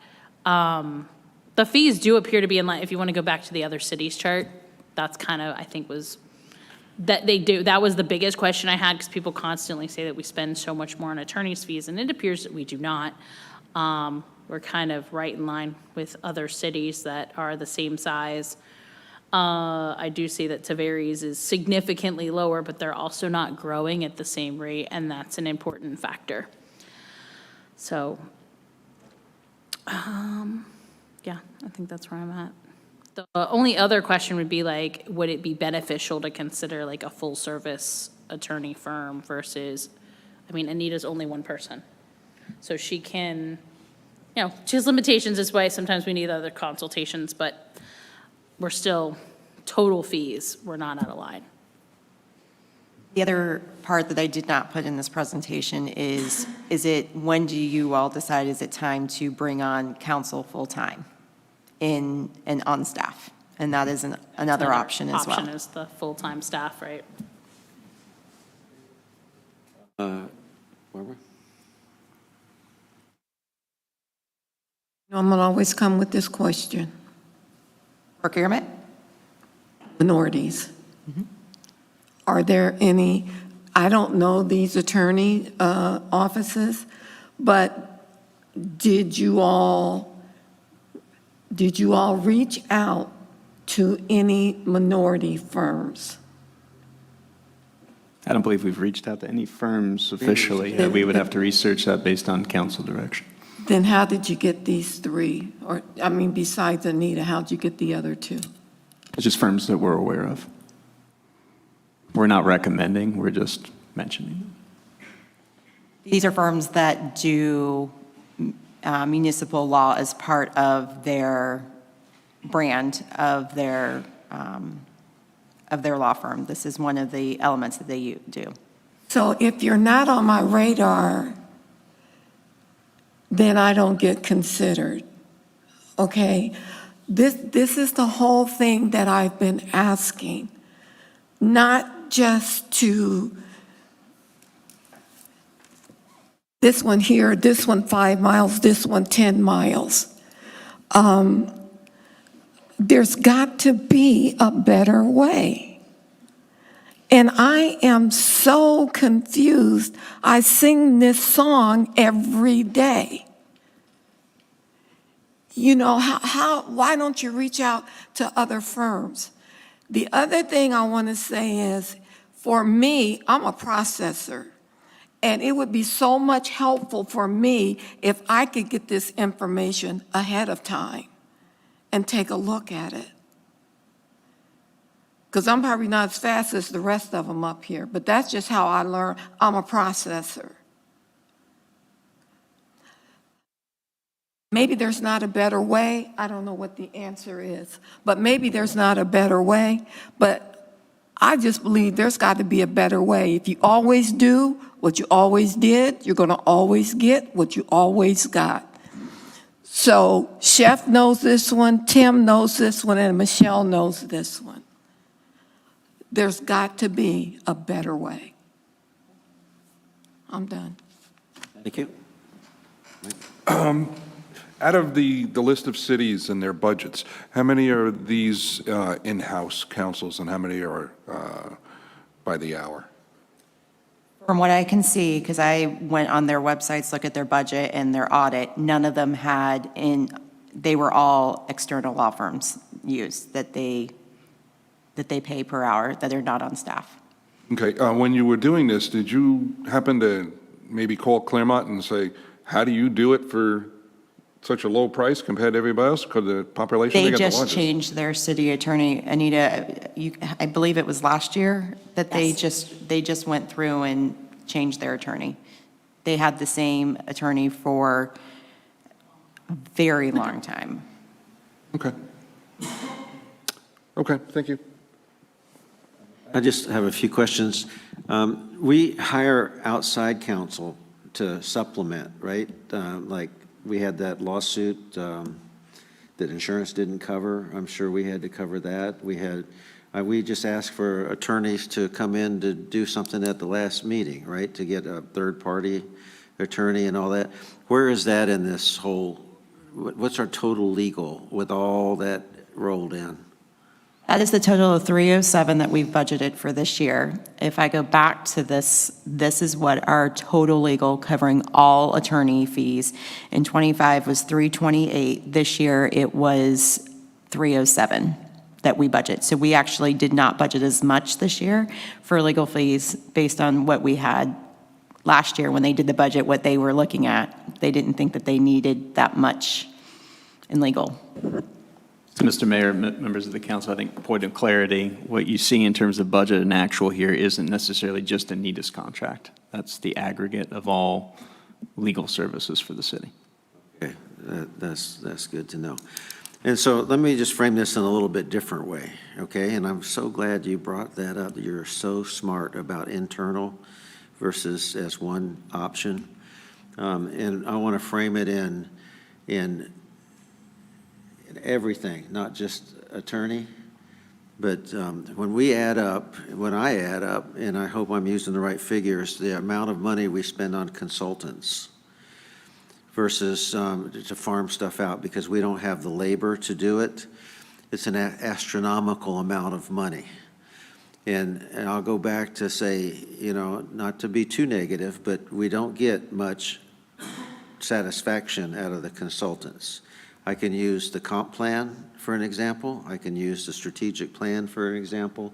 I can use many times that we farmed stuff out and like the comp plan didn't come through and then they wanted $18,000 more to fix their own mistake, right? And that comes from this, something that I learned since being on council, this FTE thing, right? Everywhere else in the world goes by labor cost, what you're spending, not by how many head counts you have. you know? And sometimes when we get restricted by head count and we have to farm out, say, building, you know, permits, and they're making 2.9 million a year and we're making less, and how many people could we hire for that amount of money? That, again, I think as we look at this as a whole, it comes back to where we said earlier, at what point, 25,000, 30,000, 35,000, do we say this is when we're going to need an internal attorney that can then expedite to different attorneys on the outside for different things? When are we going to need, when can we get the right people on that chart so we're not constantly going out and getting consultants? Because, my gosh, we're paying not for training, we're paying for knowledge. We're not, our pay scale is not training pay scale, we're paying for knowledge. At what point do we as a council say enough is enough? Let's figure out how to take all this. I'm not even talking about this stuff that came back from Kroger. Take that pot of money that we spend on consultants and take a look at it and say, what could we do with that in order to bring this in? And we put our own restriction on with FTEs and all that. We say, well, they're doing this and they're doing that. And oftentimes it's comparing apples to oranges. I mean, Mount Verde is not us, you know. They have a whole different way of operating, and the other ones that we look at are not the same as we are, but we have to be proactive. And that's a lot of the issues that I hope we get through that right now, because we have been a city of reaction. The water bill, the audit, I could go down, and you could go down the list and say, we reacted to this, we put this fire out, we put this fire out, and we weren't ever ahead of the game, testing stuff before it got into play and all that. And that goes back, I just can't emphasize enough, we've got to make the switch. We've got $200 million in capital expenditures coming up. Name one project other than Elise Tomlin that wasn't really over budget, you know, whether it was redoing the intersection down there, or, you know, what happened here on Orange or Broad, you know, Street when we redecorate. We have to, or even down at the end with the sign that's not there and all this, we need to figure out what we need to do so it's not, well, our bandwidth is not big enough. That's where the no's come in, is we don't have the bandwidth. We don't have the bandwidth. Well, what does it take? And that's the conversation we should have. We should shift it from, do we need a new attorney, to when do we need to get an internal, when is that time? And I'm sure. I think that's a good question. Yeah, like when does that switch? And it's not just the attorney, but yeah, like all the consultants. At what point do we need an engineer? At what point does that switch flip and it's costing us more to have these consultants than it would to have somebody on staff? And I brought that up about the building department before. For a city that's not growing, outsourcing the building department makes sense. For a city growing as fast as we are burning money. Just set it on fire, it's gone. So Mr. Mayor, that I was agree an completely. excellent point about going in-house. I didn't even think we had that option. Maybe we can ask HR to come up with a rough estimate about how much it would cost if we went out and hired a in-house attorney. I think it, I think again, that's is broad. part of the plan he's already asked for the, like, the growth, right? With the growth. organizational I mean, chart. what is What it? does it When look does it- like? I mean, look, you can say, I've got the best prop engine in a plane, you know, and I can go 500 miles, but you know that prop physics will not let you go any faster. And at some point, you got to switch to a jet, you know, and there's a catch up there. And we've always, and I can sympathize being here now, that's a big risk with the public, because it's going to cost money to make Money at that first. switch. But in the long run, it's going to get us to Saves where we money need to later. be and get us the service we need to deliver. And that's the conversations we should have right now. While we're changing, let's put that down as a total number one, not ease on down the road kind of stuff, but it should be top on our list at every meeting. What are we doing in order to advance our structure to take care of people. That's our job. We're service, to take care of people. And I've heard permitting is a problem. I've heard all the kind of, and it's just because we look at a chart and say, Oviedo has this number of FTEs, Mount Verde has this many, Claremont has this many, so we need to have this many. We have never heard that we need this many people to do what we need to do. And if, council, if you want to add more to us, you need more people, you know, or you need to take something off the list. That's the conversations we should be having. And that's that org chart. That's all this needs to be put on steroids, not wait until, you know, 1 month before the next election, and you're going to have another group in here maybe that isn't going to follow. That we've got to get this set and figure it out, or you're going to be starting from scratch again. Okay, so to combine your comment and to combine Barbara's comment, should we direct Tim to come up with a number for hiring an in-house counsel by the next council meeting? Yeah, research who does it and how big they are. Okay, there's a direction, Tim. For next council meeting, you're going to come back to us for in-house counsel, what it would cost and how we get there. Okay. Only in-house? That's the only option you want to entertain? Well, we've already seen this, so we already know that. So we don't know anything about in-house yet, so we'd have to learn about Yeah, it. and cities that We have haven't in-house, authorized how you big to they go are. ahead and look for another attorney group. We've authorized to add another We'll add to the room analysis. onto this thing that says this is what it We can do is, that. okay? We So could do that easily. Very good point about that. Thank you. Okay. With that, comment? Don't look at me like that. Jeez. We're going to close, You right? scare me. No more comment? Okay, meeting adjourned.